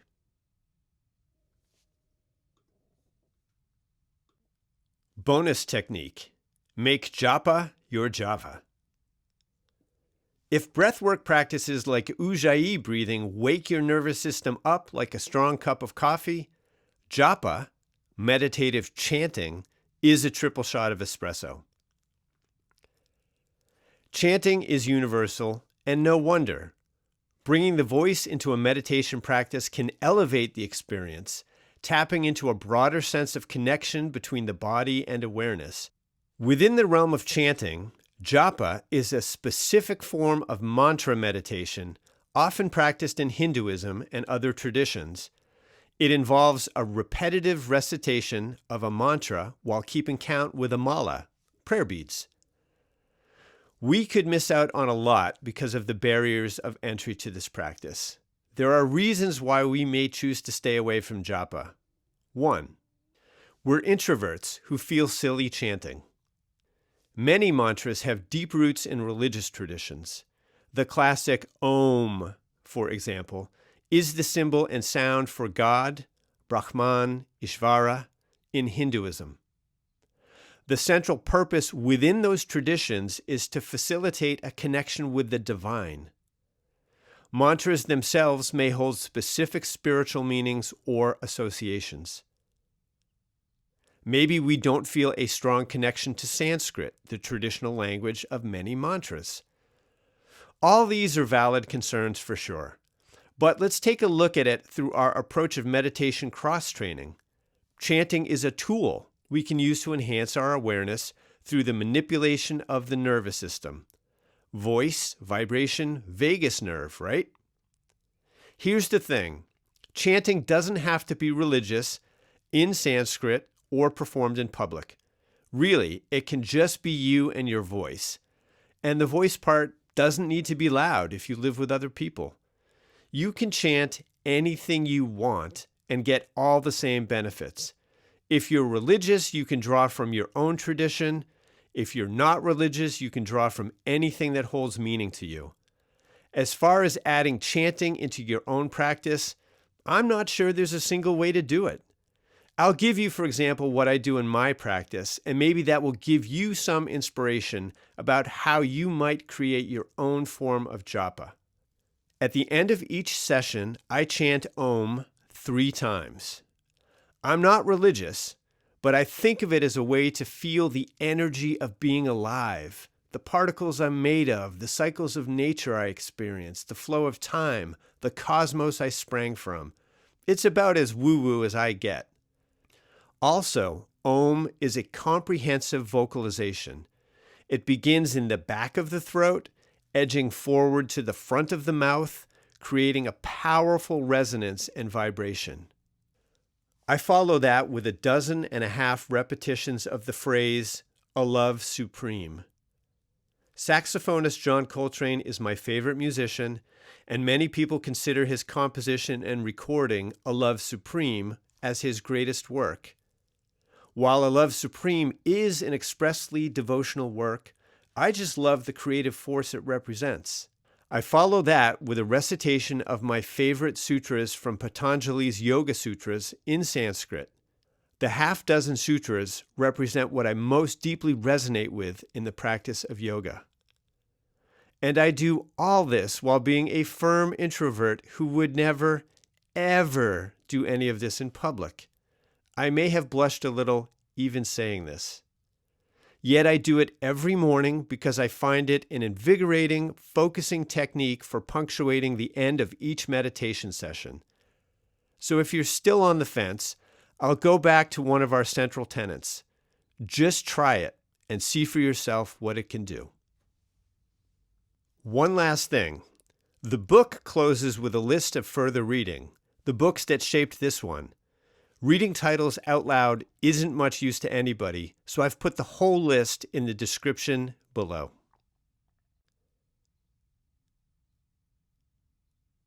That was Meditation Cross Training, written and read by Ken Davis.